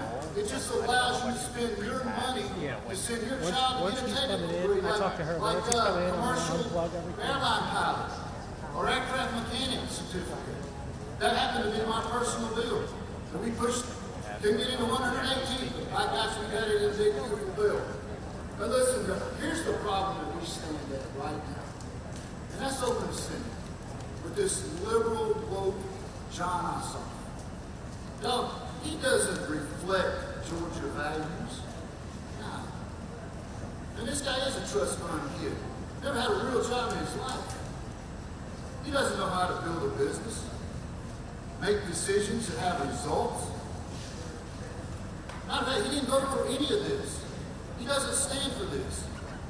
He comes down to the state of Georgia, he gives us lip service. You know what does he do? He goes back up there to D.C. and he votes with that woke, liberal, left-wing, controlling group that he's under. Well, I don't so have you can get shit right, man. He is California's 3rd senator. By God, I'm gonna tell y'all something. Come November 2026, we are gonna fire John Ossoff.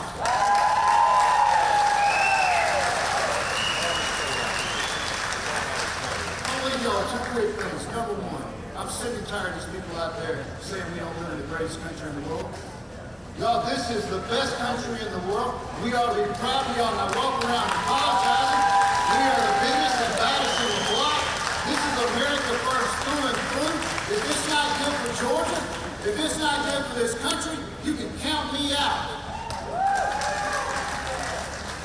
Last thing, that Senate race comes up, you need to make sure that you send a proven, conservative workforce with a record of getting results who's going to stand shoulder to shoulder with President Trump and Vice President J.D. Vance to make sure that we continue this America First agenda and we get this country back on track. Thank you.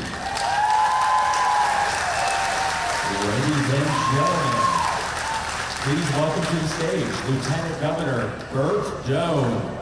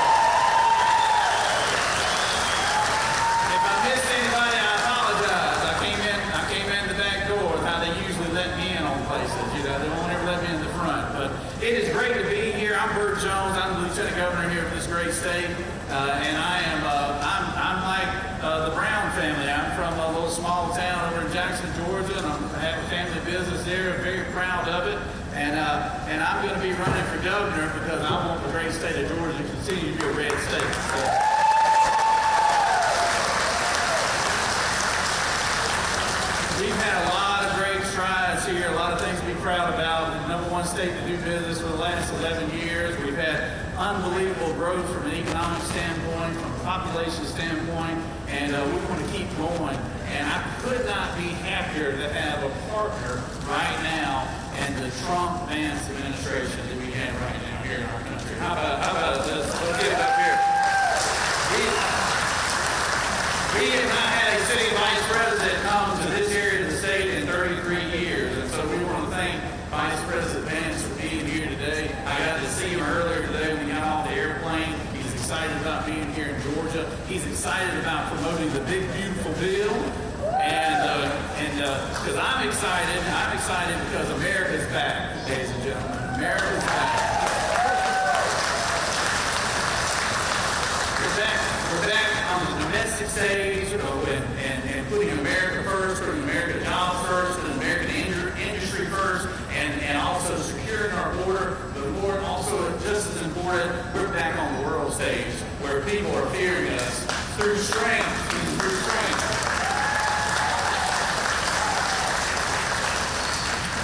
As your next governor, and I hope I can earn all of y'all's support, well, the things I'm going to focus on are going to be very simple. We're going to try to keep this economy running. We're going to try to keep us the #1 state to do business. And I want to do that by incentivizing people, by eliminating our state income tax. That's how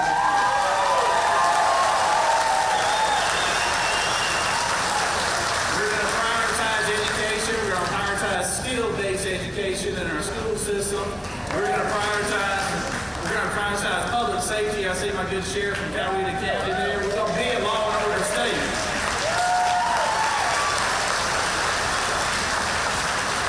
And we are going to be prioritizing Georgia workers and Georgia citizens here in this state. And we're going to promote companies just like this one today, because that is the backbone. Family businesses, small businesses is the backbone of our economy, and we want to incentivize them to strive here in the state of Georgia. And if I'm the governor, that will happen, I can promise you.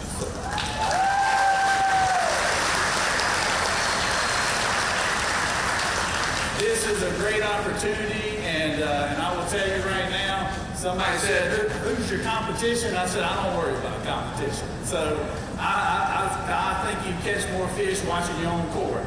That's an old Georgia term if you don't know that, by the way. But I'm not going to focus on that. I'm going to focus on earning your vote. And I was proud to have President Trump's endorsement last week. He said that, thank you very much.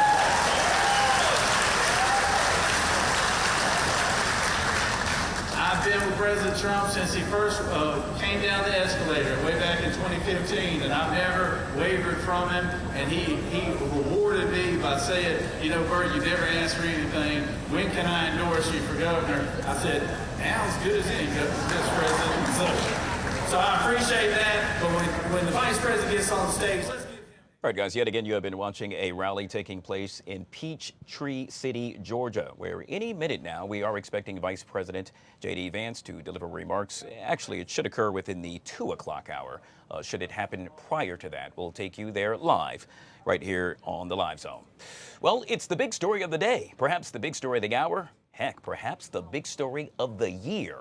Just minutes ago, we got word that President Trump will be going out on patrol with D.C. law enforcement and the National Guard tonight.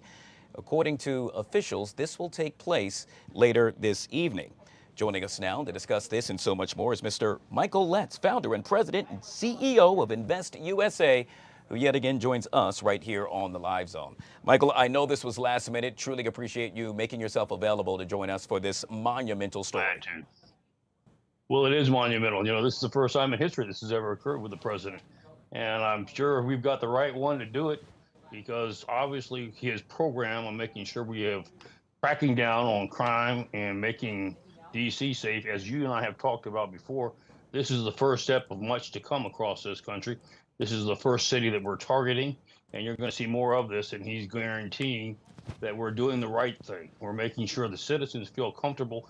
There was some concern. Of course, I told you I rejected what they were saying. I didn't think they were being truthful, that residents were not wanting to go out to participate in going out to dinner because they were scared of National Guard presidents. That's the worst. That's just bogus. Everybody feels more comfortable when there's more law enforcement, when there's more security around. We're seeing the numbers work. We're seeing more and more arrests. I did over 50 again last night. And quite frankly, this is what it's all about, America. Feeling that you can go and enjoy your town, your country, your state without the fear of being victimized by crime. So, Michael, let's break all of this down, because I'm sitting here trying to fathom the logistics, if you will, how all of this will play out. I have taken part in a ride-along before, and obviously you sit inside of a police car. You being former law enforcement, I'm pretty sure you know this oh so well. But we're talking about the most powerful man on the planet. How do you suspect this will all be rolled out later this evening? Well, you see me chugging a little bit. It'll be a little bit different than normal. First of all, I'd love to have, if I were there, I'd love to have the president riding with me. But understand his detail and his motorcade has to be armor-proof, and patrol cars are not. So he will still be in a armored vehicle that will provide him the protection that he needs. He'll have law enforcement present with him, local law enforcement present with him, so they can provide the local flavor. Plus, I'm sure they will be in a what we call a pattern or follow pattern as they go and roll up on various scenes. The president, it will be a debate between him and Secret Service, whether they let him out to actually go up and see what's going on. But trust me, it will be the safest place to be in the universe at this particular time when that occurs this evening. Yet again, we have seen numerous checkpoints throughout Washington, D.C. over the past couple of days. Overall, some 630 arrests now have taken place since the surge began. I would suspect that that's what he'll be taking part in, and that is a checkpoint of some sort. I just can't yet again fathom and or imagine the president, let's say, trailing a motorcade that happens to perhaps pull someone over randomly, at random. And then you would be... It'll be interesting to see, because one thing I've learned about this president, he does the unconventional. And, you know, depending on the nature of the stop and whether it's been secured or not, may depend on whether he rolls up to see what's going on afterwards. So, Michael, you and I both are chuckling. It's just never in a million years that I think I would be discussing this live on air. And yet again, I would suspect that the media, there will be cameras plentiful there as well. I guess what I'm trying to get across is, how will this work? I mean, I would know, one, that there's a checkpoint up there, because I'm pretty sure a helicopter is going to be flying above. I'm pretty sure you're going to see cameras from a mile or two away. And so do you really think that ultimately this is something that should be done and something that will be effective? Well, let's take two of the words you said. Will it be effective? I don't think it will add anything to the reduction of crime. But is it something worthwhile? Does it highlight what's going on so that people understand and people feel more comfortable? Yes, I do believe it will achieve that objective. Do I think it will actually cause it to be a tad bit safer for the hour or two that he's out there?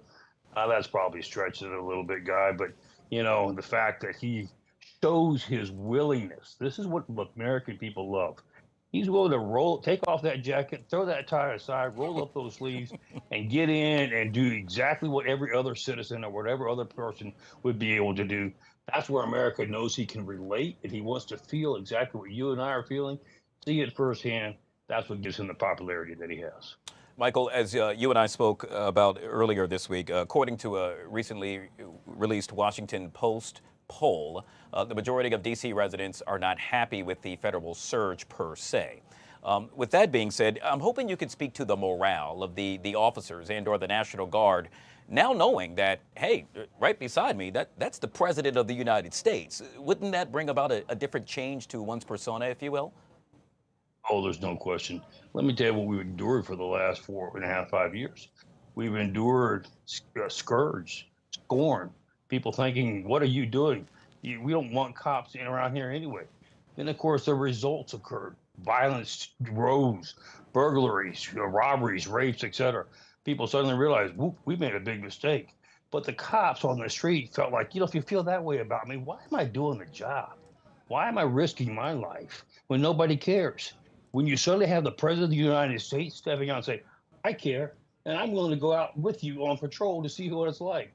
Boy, that just put a shot of adrenaline in their veins that's going to last for years to come. Yeah, yet again, if you're just joining us, we got word earlier that President Trump tonight will take part on a ride-along, if you will, along with the Metropolitan Police Department, the National Guard. Obviously, we do not know the time as yet. I suspect, Michael, that that will not be put forth.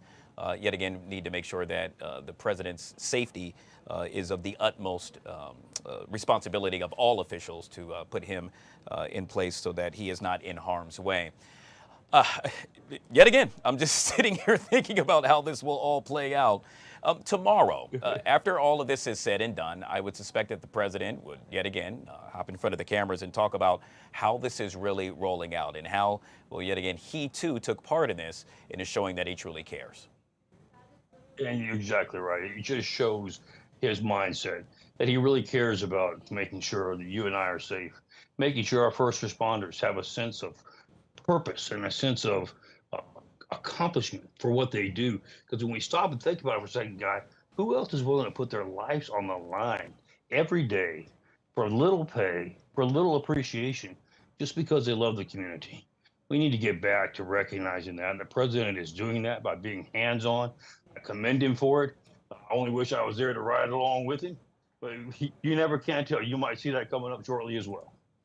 So I playing devil's advocate here, and I have to ask. Obviously, yesterday we saw Vice President J.D. Vance flanked by Defense Secretary Pete Hegseth at Union Station right here in the nation's capital. While speaking and/or meeting and greeting with National Guard troops, obviously in the background, you could clearly hear a number of protesters expressing their outrage with regard to the federal surge. If that takes place tonight, and perhaps it will, what do you think, and how should the president respond to that, and would it affect him at all? It won't affect him in the least. He's used to it by now because there are a segment that are determined to criticize and shoot down anything positive that this president is doing. And so he's used to it. I fully expect you'll see that tonight, but I also fully expect you'll see his resolve. We're going to do what the right thing is to protect our citizens. The Constitution demands it. It guarantees it. This president is determined to live up to it, and that's where the difference is. And yet again, we will all see it unfold right before our eyes tonight, right here in the nation's capital. We have been joined by Mr. Michael Letts, founder and president and CEO of Invest USA. Michael, real quick, you want to plug the company? Well, just make sure if you can go to our website, investusa.org. Let's make sure every one of these cops has an active shooter vest so they can come home to their little ones as well. They deserve the right to be able to do that. God bless you. God bless America. Thank you, Guy, for supporting our first responders. You bet. Yet again, Mr. Michael Letts joining us on the Fox 5 Live Zone. We'll take a quick break and we'll be right back.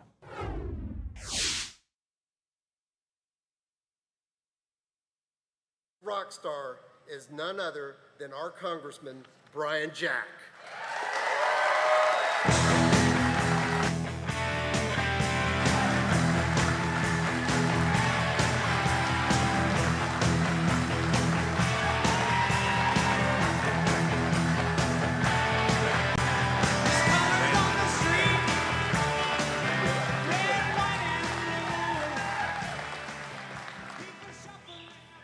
Well, thank you, Eric, for that incredibly kind introduction. And before I begin, let's offer our appreciation and gratitude to the entire Alta Refrigeration team for hosting us at this historic event.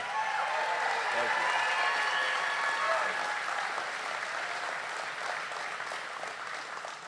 you. It has been 33 years since a vice president visited Fayette County.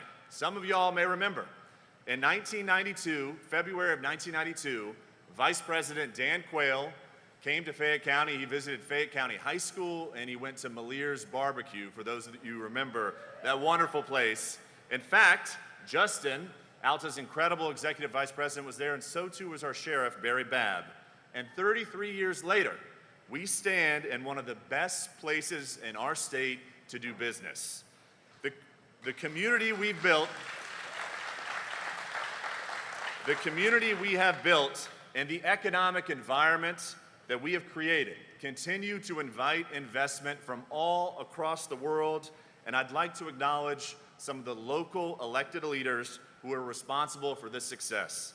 Fayette County Sheriff Barry Babb.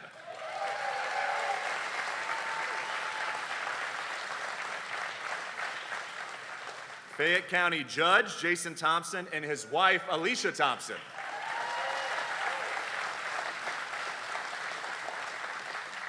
Peachtree City Mayor Kim Leonard. Peachtree City Mayor Pro Tem, one of my good friends, Clint Holland.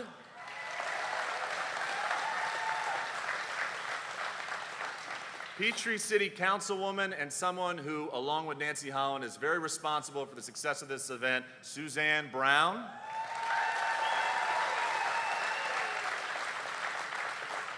Peachtree City Councilwoman Laura Johnson. Former Peachtree City Mayor Steve Brown. Former Peachtree City Mayor and my first boss in politics, Harold Logston.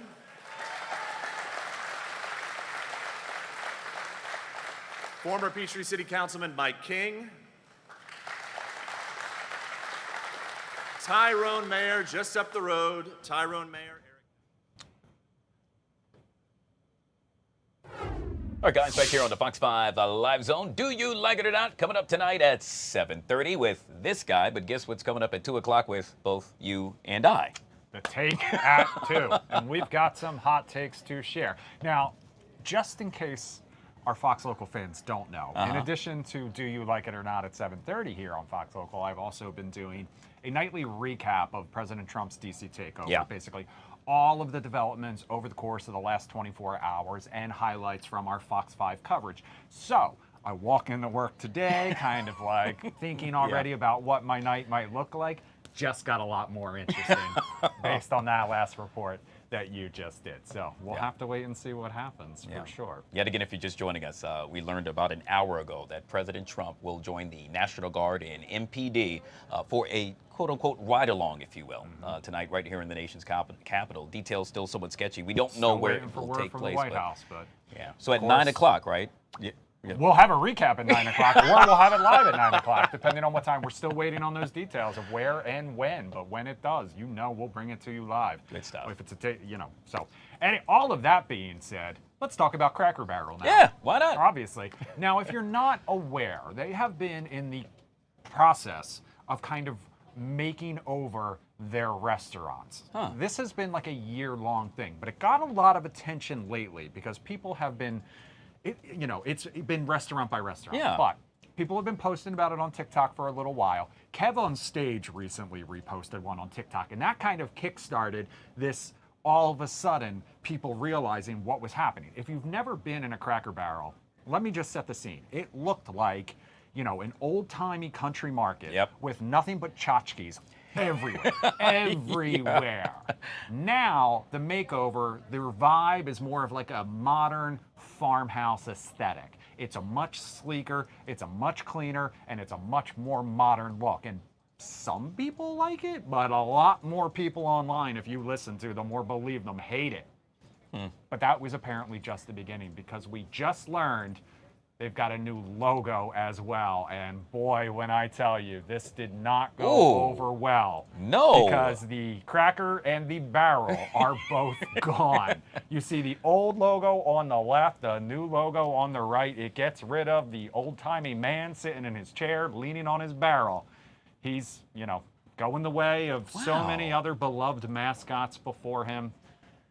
I saw a social media post kind of making a joke out of like building a team around them, like Aunt Jemima and Land O'Lakes Indian and the Cracker Barrel old-timey man. But fans are not thrilled about this. At the all. CEO of the company recently spoke out about some of these changes. She says their fans love it.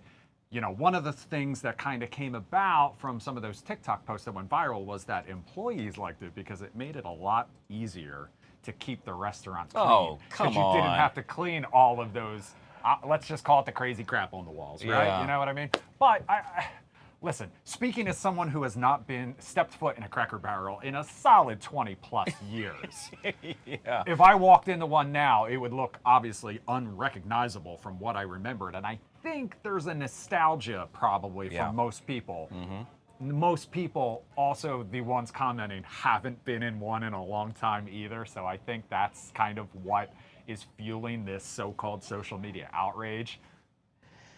I'm with you on that. I mean, I don't like it. I'm just going to be straight up. Exactly. Yeah, if it ain't broke, don't fix it. And for me, it was never broke. I mean, you know, they have had their ups and downs, I guess, with appealing to the public. I think there was an issue, something in the past where they had a whole media campaign where they had to roll out a new one because of an issue that perhaps happened in Crackle Barrel. I can't remember the exact issue. I just remember reporting on it. But to that, come on, guys. I mean, we move on, and then it doesn't just look like Crackle Barrel to me. It just it's like, what is this? The one thing I hope didn't change is the memory in my brain that stands out, besides the biscuits and gravy, which, you know, I mean, that was fantastic, but you regret it immediately, like anyone would, because you just ate an entire bowl of sausage gravy for breakfast, and then you have to go about your day. Who thought that was a good idea? Is that little game with like the pegs and the triangle, and one's blank, and you gotta like that. As long as they still have that on the tables, I guess I can be okay with this. If they got rid of that along with all the other stuff, I mean, I don't even know if they have the general store in the front, because that was usually.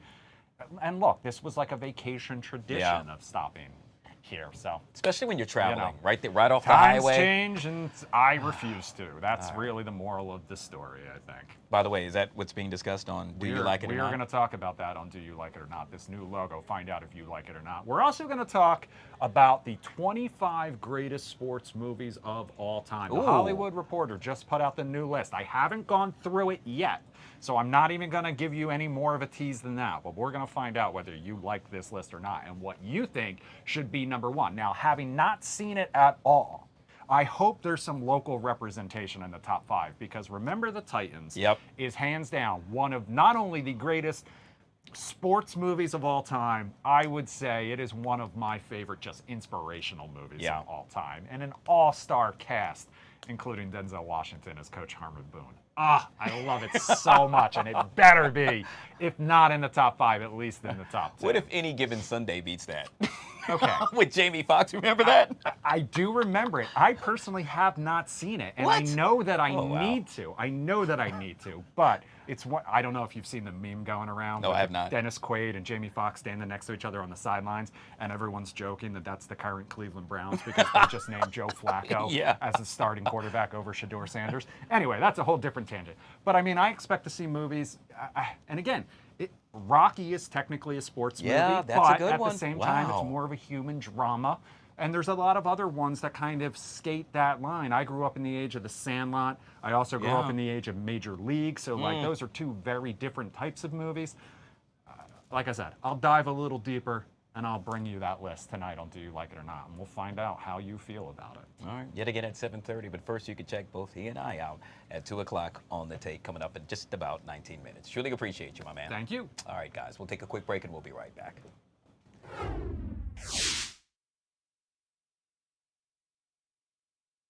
Legislative success, and today we welcome the 50th Vice President of the United States and 2 members of President Trump's cabinet to Peachtree City. The Vice President will be here soon, and when he arrives, let's give him our absolute warmest welcome and loudest welcome from Georgia's 3rd Congressional District. If you like tax cuts, safe streets, and cheaper gas prices, you're going to like what he has to say. And now, I'd like to introduce a very dear friend. She was an incredible United States Senator. She is a smart businesswoman who has devoted so much time and so many resources to so many of us in this room to ensure our state is positioned for a better future. And she is now a key member of President Trump's cabinet. Let us welcome the Administrator of the Small Business Administration, Kelly Loeffler. Thank you.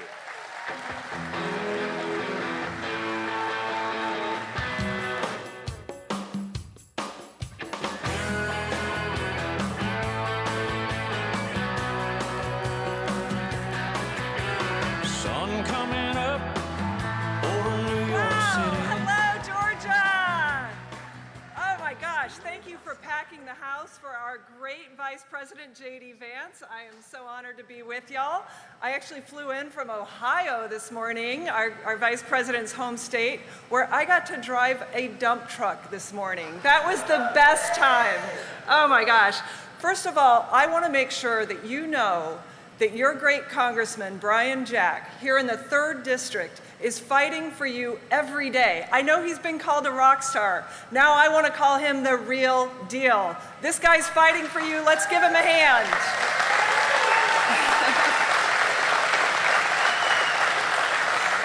I'll tell you someone else who's fighting for you, President Trump. In just 7 months, he has achieved so much. He's restored common sense to this country. He's closed the border. How about that? He's returned to Made in America. That's huge. He ended woke DEI and the Green New Deal. He got boys out of girls' sports.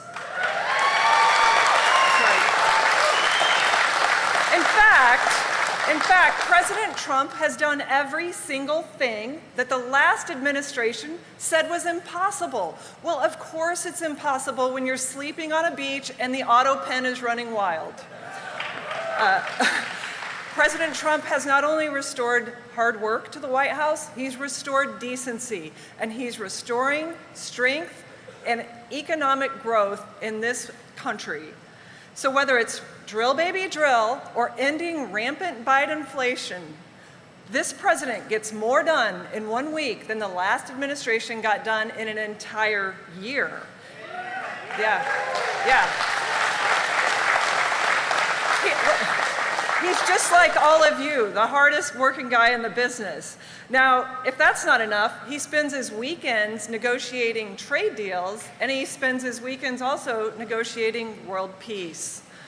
Now, if he doesn't get the Nobel Peace Prize for that, he should definitely get the Peace Prize for restoring sanity and safety in Washington, D.C.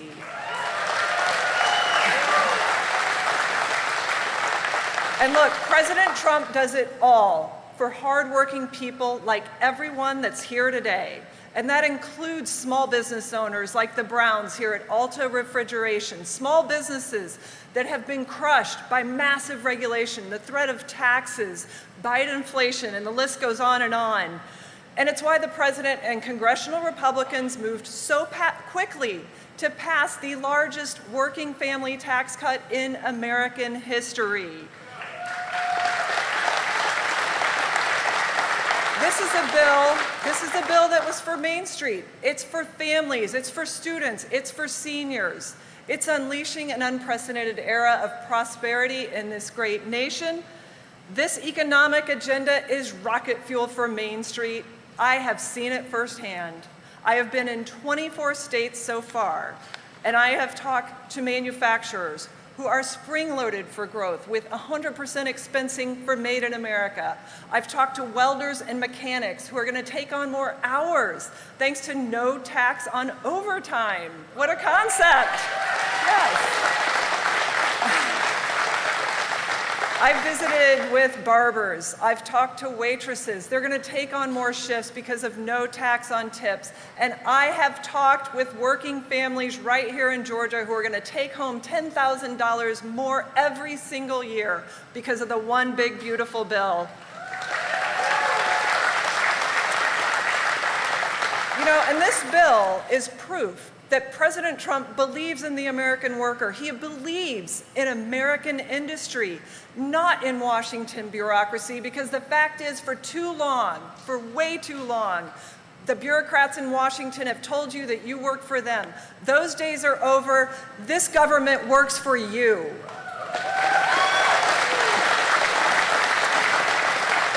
So I'll wrap up with this. This is the bottom line. Every single congressional Democrat voted for a $4 trillion tax increase on you. That includes 2 senators from right here in Georgia. We won't forget those votes, but they won't stop this powerful economic agenda.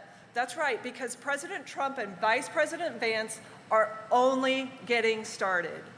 They understand that it's not about making sure Americans aren't left behind. It's about putting Americans first. And my friends, that is how you make America great again. Thank you. God bless you. Thank you, everyone. Shut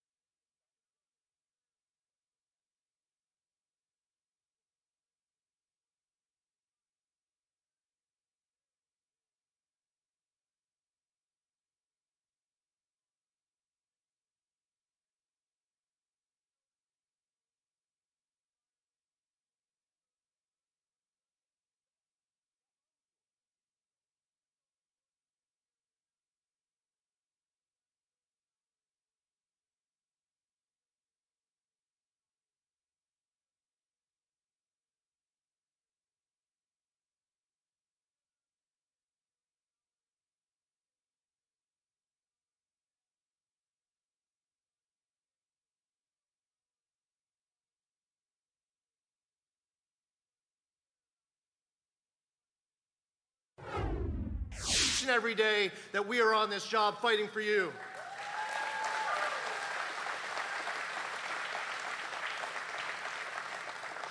The one big, beautiful bill that Congress just passed and President Trump just signed ended up rescinding billions of dollars in green slush funds that were going towards the friends of the last administration.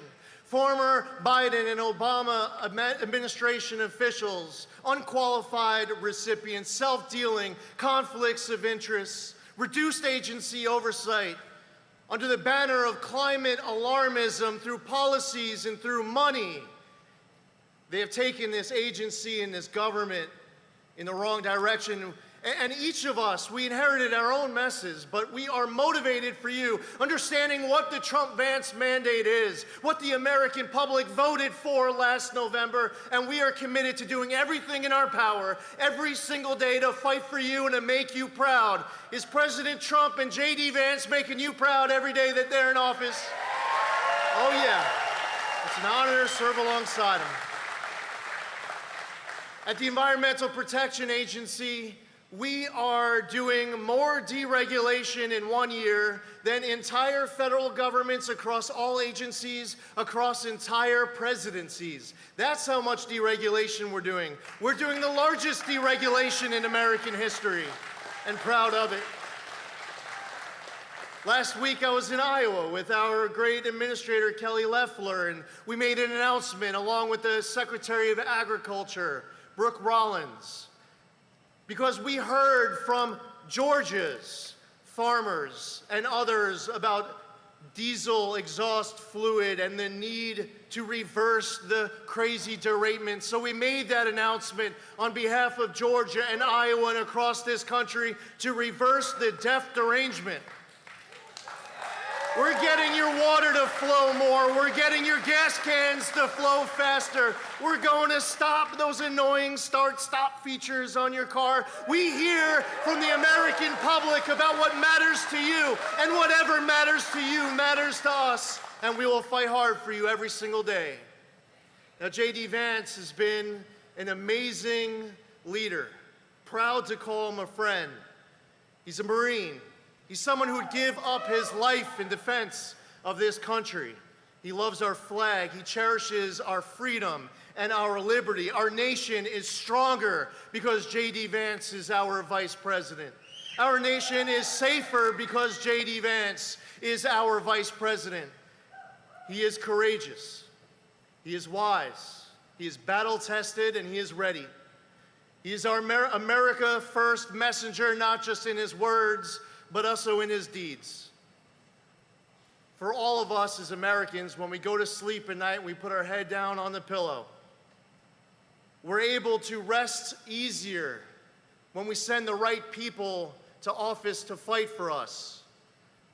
And your Congressman, Brian Jack, by the way, is doing an amazing job fighting for all of you. And we're grateful to Alta Refrigeration. And as I was just discussing with our vice president backstage, we at the Trump administration are heeding the call of Alta Refrigeration. See, there was a new regulation called the Technology Transition Rule that came out, and they were getting rid of all different kinds of access to refrigerants where costs were going up, supply was going down, it was costing more to be able to fix that system. And Alta Refrigeration and grocery stores and the semiconductor industry and residents all across America were speaking about the impacts of this rule. So once again, here we are every day, another decision, another dollar, another moment, another opportunity to fight for you. We're here to announce that in the coming days, we will be releasing a proposal that will fix this mistake of the technology transition rule. We will deliver on what Alta Refrigeration has been asking for and demanding from this federal government, and we will deliver for Georgians who are tired of being sick and tired of people who aren't representing them.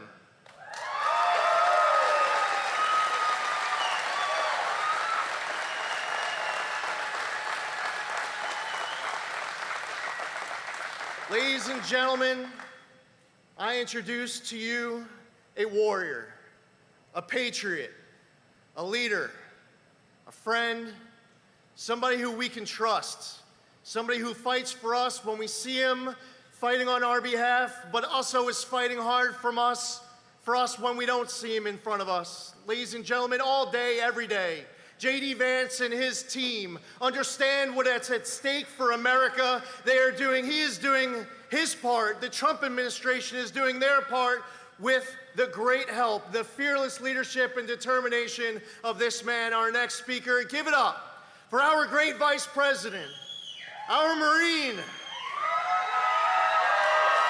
J.D. Vance. Brought to you courtesy of the red, white, and blue.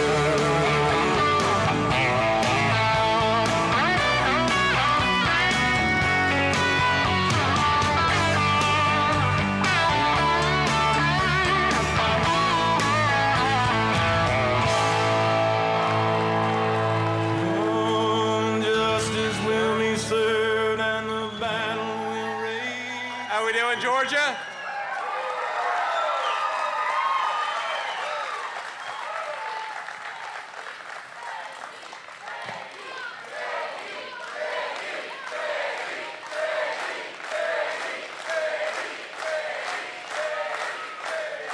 Thank you. Please, it's great to be in Peachtree City, and I gotta say, you guys have got a hell of a congressman. How much do we love Brian Jack here in the 3rd District?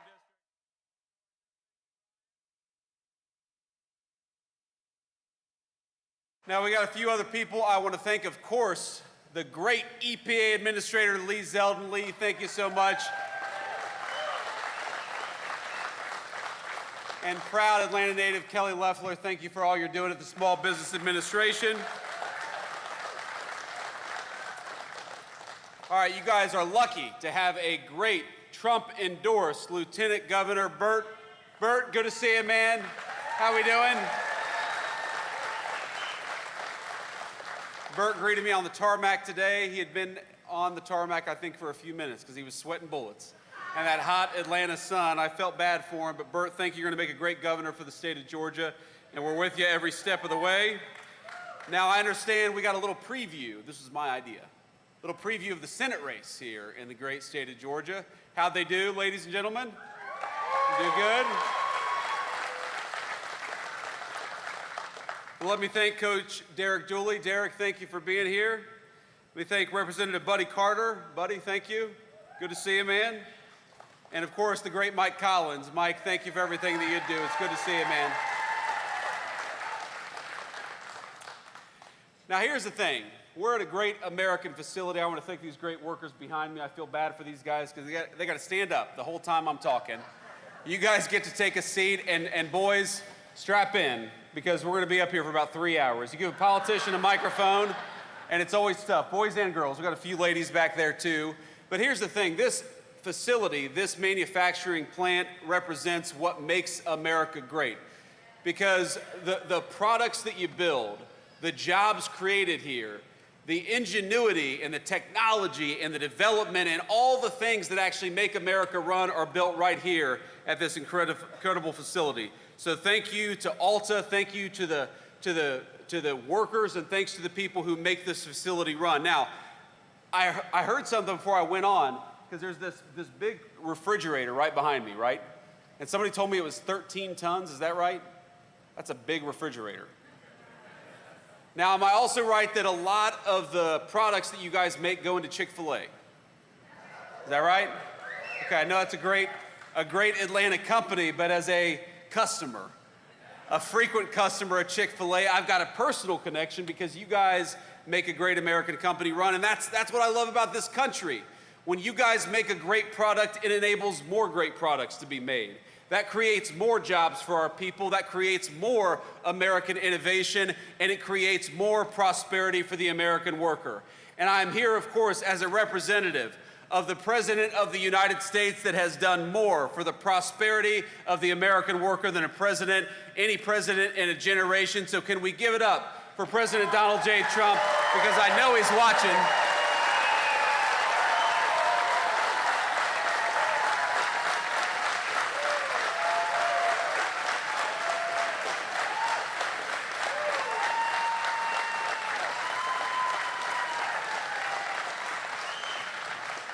And I know what the president ran on, and what the president cares about is building things right here in the United States of America. It's another reason why I'm proud to be at Alta today.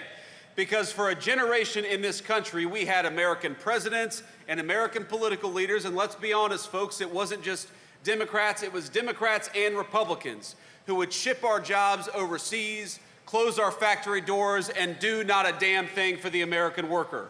So how nice is it in Washington, D.C. to have a government that is going to protect your jobs, that's going to fight for this facility and say, very simply, if you're building it here, if you're making it here, if you're producing it here, we are going to give you, and already have given you, a big fat tax cut. That's a good thing.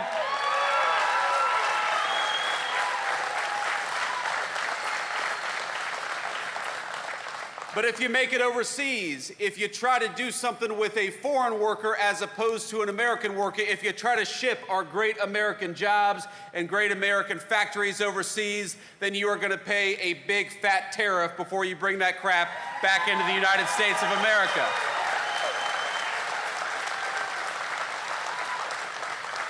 And that's what President Trump's economic policies are all about, my friends. It's the carrot and the stick. We want to make it easier to build in America. We want to make it harder to build overseas.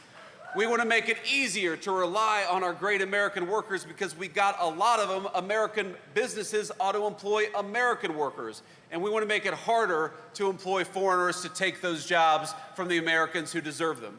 And most importantly, if you're working hard every single day right here in the United States, or if you're building a business right here in the United States, you ought to have a tax code that rewards you instead of punishes you. And that's what happened when we passed the Working Families Tax Cut just a couple of months ago. And of course, Brian Jack was a critical part of that. So you should be proud of your congressman.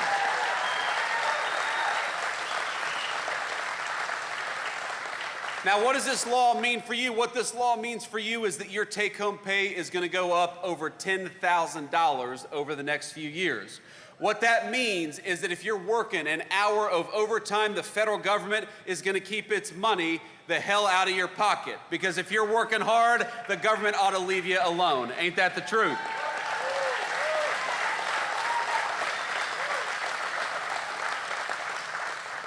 Do we have any single moms out there? Any single dads, any people who work hard every single day? I had a single mom, and for a time my mom worked at a restaurant. She waited tables, like a lot of folks out there. And you know what we did in this new law? We said that if you're working hard and you're making your income via tips, we are not going to tax tips anymore because we want to give everybody out there that's working hard for those tips a little bit of relief. And that's what the Working Families Tax Cut did. No matter where you are in this country, if you're working hard and play by the rules, you ought to have a government that stands up for you instead of fights against you. That's why we increased the child tax credit in the Working Families Tax Cut. That's why we eliminated taxes on overtime and on tips. And that's why we had the biggest tax cut for families that this country has ever seen, because we believe that you ought to keep more of your hard-earned money, and we believe that if you're busting your rear end every single day, the government ought to make it easier for you and not harder for you, and that's why we fought for that legislation.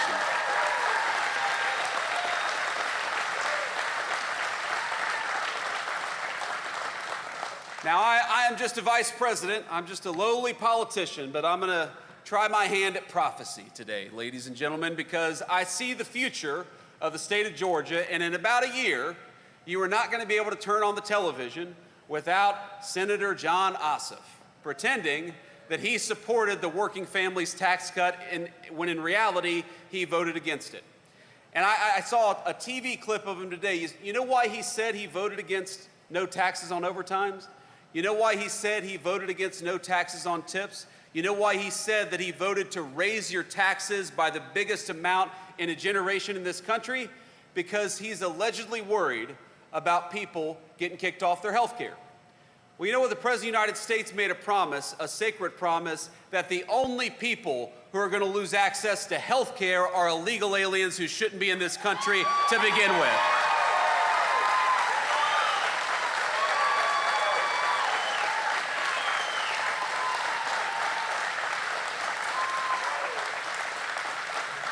because I happen to believe that Medicaid belongs to American workers and American families. I happen to believe that when you are struggling in this country, we're generous people, and we want to help you. But we want to help the people who have the legal right to be in the United States of America. So it's not about kicking people off of health care. It's about kicking illegal aliens the hell out of this country so that we can preserve health care for the American families who need it.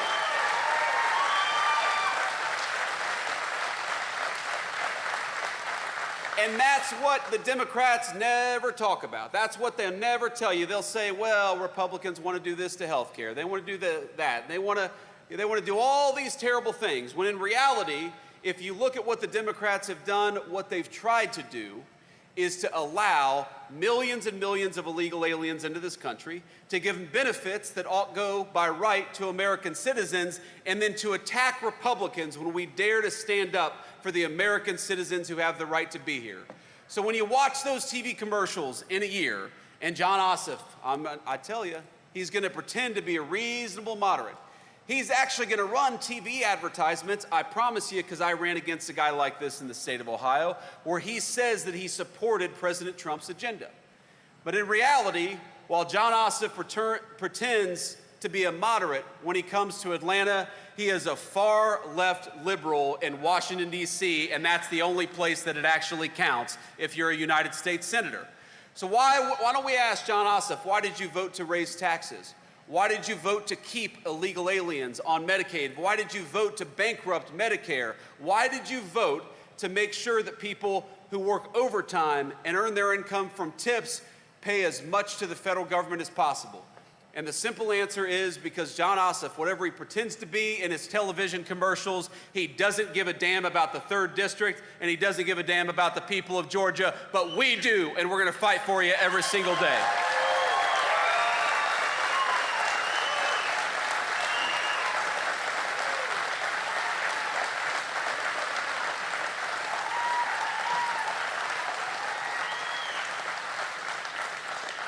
Let me just leave you, my friends, with a final thought. I want to thank you all for being out here, and again, thank the folks behind me, the great workers of this facility. And I'll take a few questions. Should I take a few questions from the media? Okay, I'll do that.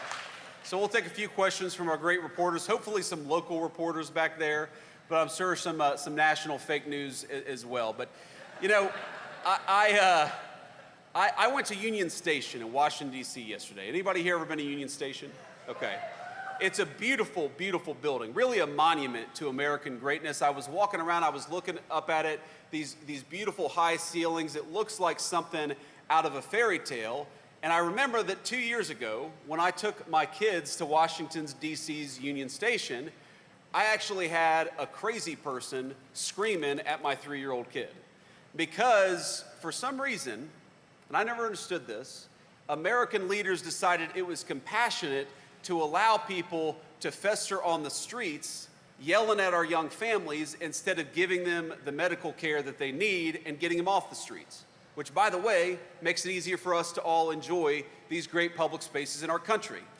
And I haven't been to Atlanta in a little while, at least now with the Secret Service detail. I haven't walked around Atlanta in a little while, but I bet that as great as Atlanta is, and as beautiful of an American city as it is, there are places in Atlanta where you wouldn't take your family today. Is that correct? Just like in Washington, D.C., the national capital of the greatest nation in the history of the world, there are no-go zones where you would not take a young family or you would not take young children.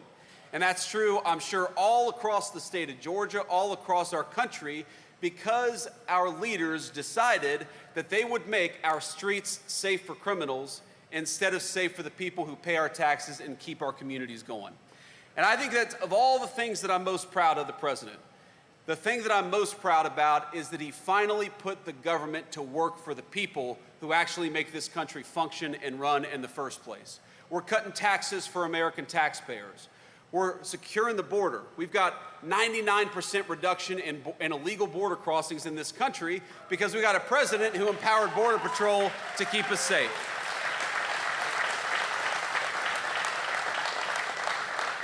And we got a president who's standing with law enforcement to make it easier to clean up our streets, to make them safe for our young families. If you're a person, I don't care what your political party is, but if you're a family and you want to take your kid to a nice meal in downtown Atlanta, it's about a 40-minute drive, take your kid to a nice meal in downtown Atlanta, you ought to be able to without being harassed by a criminal.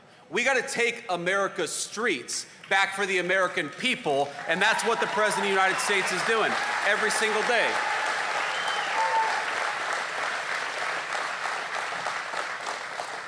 And as a person who grew up in a family where we often struggled with money, you know, it is never the rich people that lack public safety in this country. When we go to war against our cops, when we flood the border with illegal immigration, when we close down great American factories, it is the people the Bible calls the least of us that struggle the most and hurt the most. So I'm proud to be here as your vice president. I'm proud to be here as a representative of President Trump. Thank you. But I'm most proud that we have an administration that is making it easier, whether you're rich or poor, to walk down the street with a semblance of public safety. I'm most proud that we're fighting for the jobs of the people behind me and the jobs of every single working person in this country, and we're fighting to make sure that you pay low taxes instead of a bunch of garbage to the federal government. I'm proud that we serve an administration that cares more about American citizens and our public safety than giving Medicaid and Medicare to illegal aliens, which is what John Ossoff wants to do. In other words, I am proud that the kind of family that made me who I am finally has a representative and a fighter in Washington, D.C. I promise you, we'll keep on fighting for you every step of the way. God bless you, and thank you for having me. Thank you.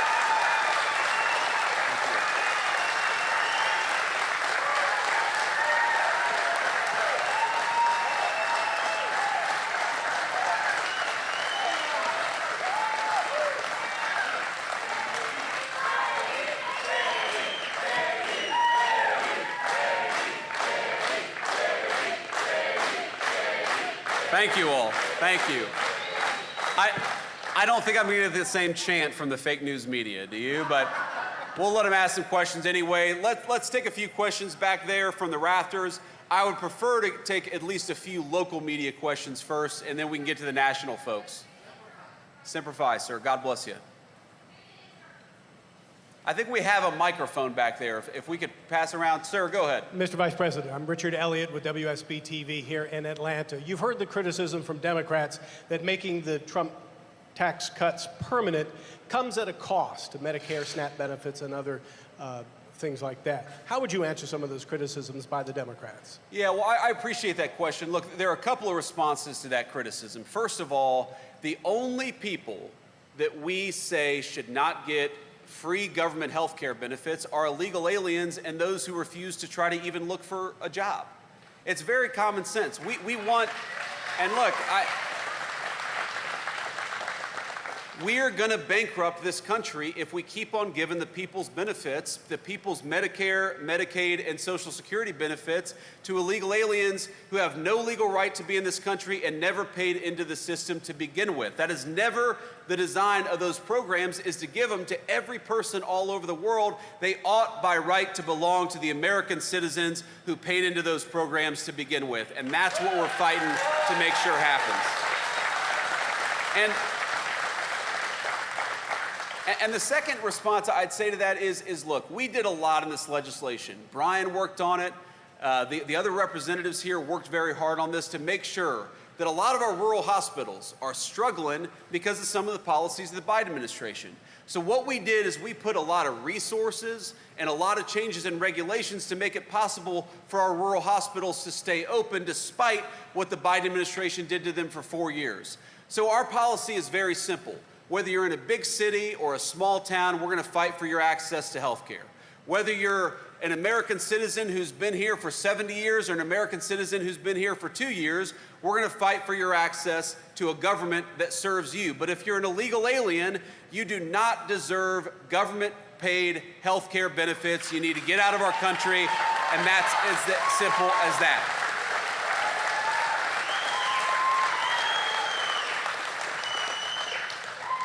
Next question.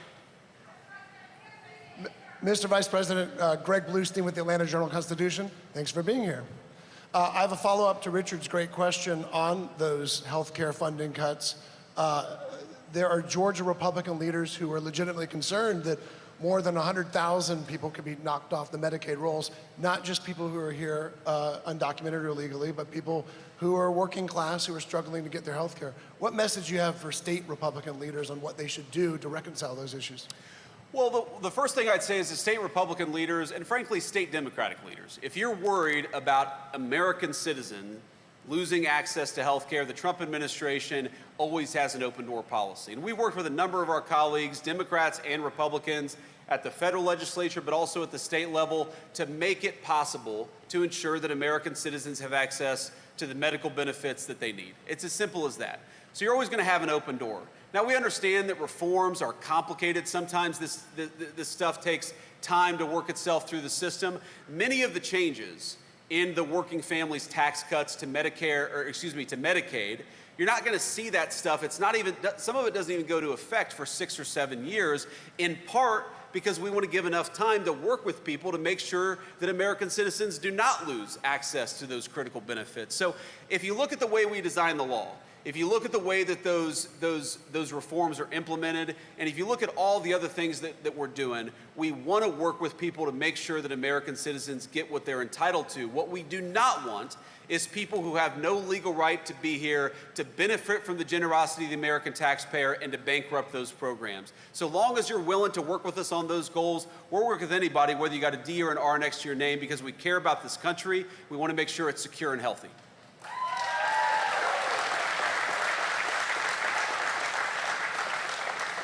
Next question. We had a couple hands back here, but okay, we got a school back there. We do. Okay, well, let's get them a microphone.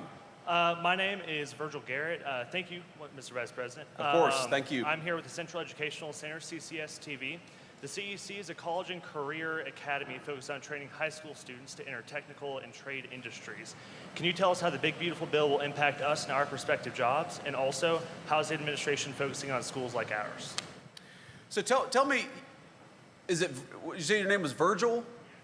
Virgil, tell me a little bit more about your school. Central Educational Center, we have classes focusing on trade and other industries. We have audio, video, aviation, cosmetology, dentistry, and students have the option. Yeah. Okay, thank you.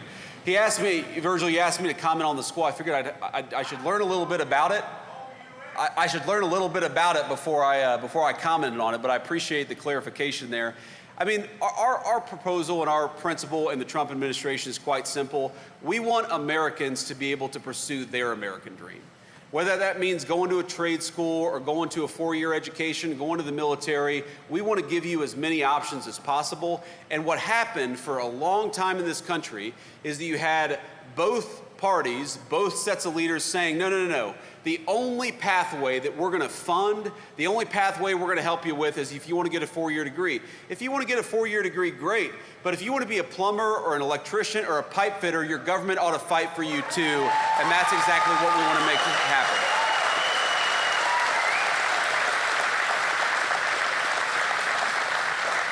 And I do, you know, Virgil, part of that is policy. Part of that is making sure that things like Pell Grants and other federal benefits, they don't pick and choose. They don't discriminate against our great trade schools. But part of that is leadership. And I think it's important for those of us who are in positions of leadership to say that, you know, there are so many great careers. So many great careers that require you to use your hands and your head at the same time, where you can earn a great living, you can build something great for your fellow citizens and people in your community. We're not going to have enough housing. We're not going to have plumbing that works. We're not going to have lights that turn on unless we've got enough people going into our trade schools. We got to have more kids doing it, more young people doing it, because they're the ones building the American dream of homeownership. They're the ones building the future, and we're going to fight for you every step of the way. Thank you for your question, Virgil.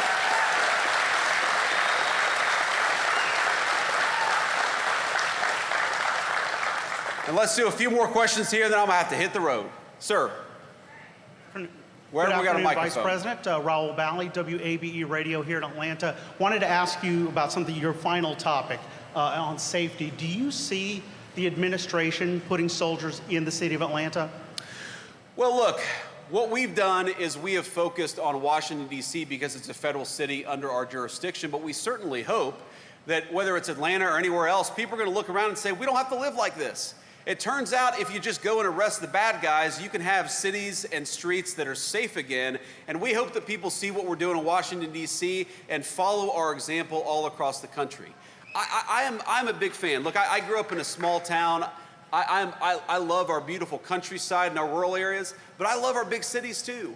And I want you to be able to go shopping or go and get a nice meal with your family without the fear that you're going to get mugged or even worse because you have the audacity to take your family out for a day in one of our great American cities. We don't have to live like this.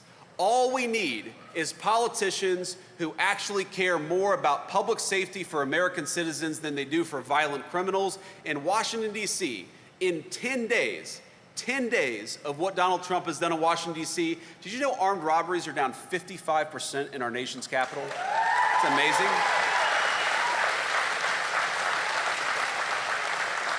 You know, murders in Washington, D.C. are down over 35%. Again, that's in a week and a half of just taking crime seriously. And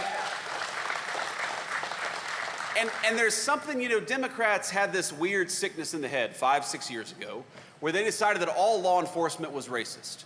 You know who suffers the most, especially in our urban areas, when you don't allow the police to enforce the laws against bad guys? It is the good citizens, disproportionately black Atlantans, who suffer the most from high violent crime. Because you've got more, or at least a disproportionate number of black Georgians living in Atlanta compared to other places. So when you empower police to prosecute violent criminals, that's not racism, that's empowering everybody, black or white, to live safely in their communities, and that should be the God-given right of every American citizen to walk down the street in safety and comfort. God bless you, sir.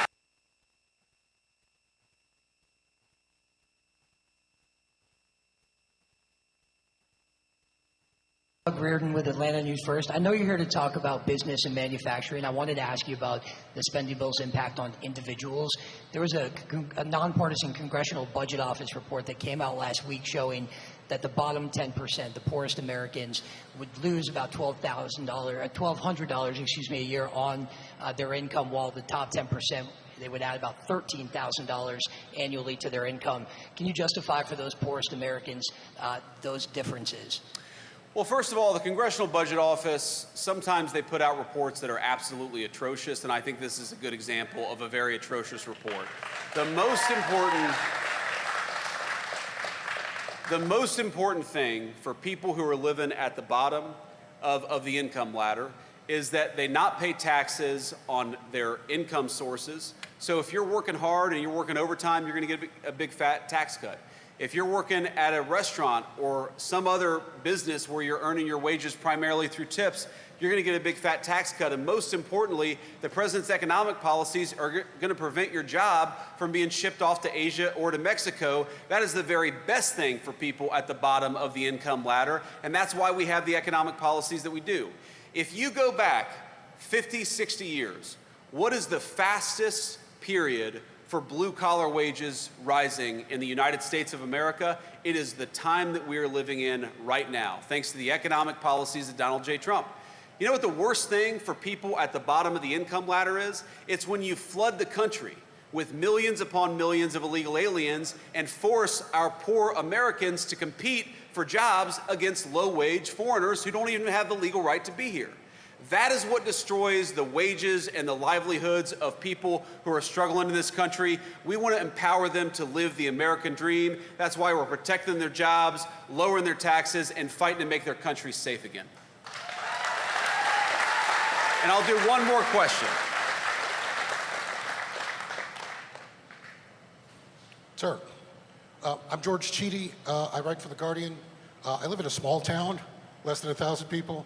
I'm also a military veteran. I am a DINFOS-trained killer just like you. Thank you for your service, George. In 1996, in Atlanta, when the Olympics was coming through, Atlanta very famously rounded up people who were homeless on the street downtown, bought them bus tickets, and sent them out of town and often out of state. was a lot of negative sentiment about that later. It's one of the things that people remember.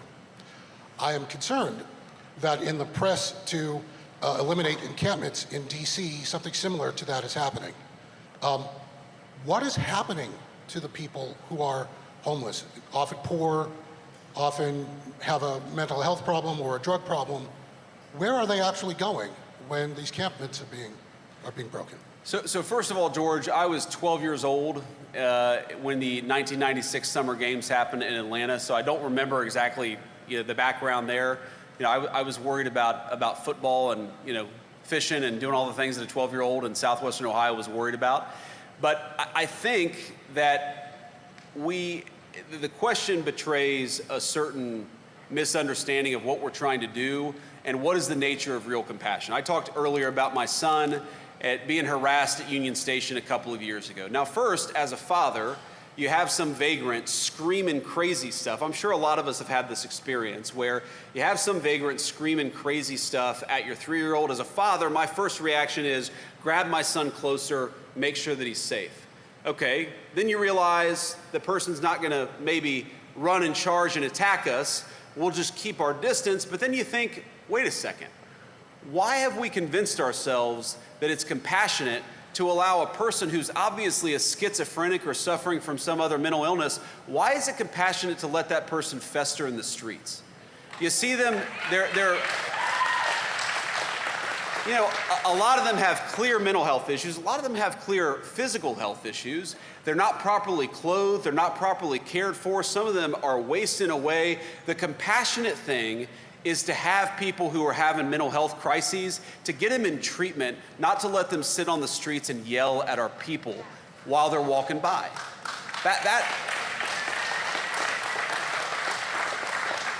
And so the president actually signed an executive order to make it easier for some of these people to get access to mental health treatment. And I don't know for the life of me what happened in this country where we decided that the compassionate thing was to let somebody fester on the streets instead of get the treatment that they need. It's very simple to me. And I don't know why we accept it as parents and as grandparents and as people who just want to walk down the street in comfort, why we accepted that it was reasonable to have crazy people yelling at our kids. You should not have to cross the street in downtown Atlanta to avoid a crazy person yelling at your family. Those are your streets, paid for with your tax dollars, and you ought to be able to use them like any other citizen of this country. So let me close. I know I said that was the last question, so let me just close with this thought. There are a number of things I could say about President Trump's leadership and a number of things I could say about what we're trying to accomplish in the Trump administration. Put very simply, we're trying to make America great for Americans again. When you hear that phrase, make America great, we want you as a taxpayer, as a worker, as a business owner, we want you to be able to enjoy the incredible benefits and bounty of the United States of America. This country was built by your grandparents, by your parents, by your forebears. You ought to have the right to live a good life in this country that wouldn't even exist were it not for the hard work of so many generations who came before us. They didn't put in that work. They didn't build this great country. They didn't carve the greatest civilization in the history of the world out of a wilderness so that their ancestors and their descendants could see it fall into disrepair. They did not build, look at Atlanta. It's a beautiful city. It's one of the most beautiful cities anywhere in the world. The people who built Atlanta did not build it so that you would not be able to walk down the streets of Atlanta safely at night. They built it so that you could enjoy it. They built this country so that we could make an even greater America out of it. And the policies of the Trump administration are meant for one simple reason: to empower you to live a great life in this country that all of us love. We've got a lot of work done in the last 7 months. We're going to do a hell of a lot more work in the next 3.5 years, and we're going to fight for you every single step of the way. God bless you.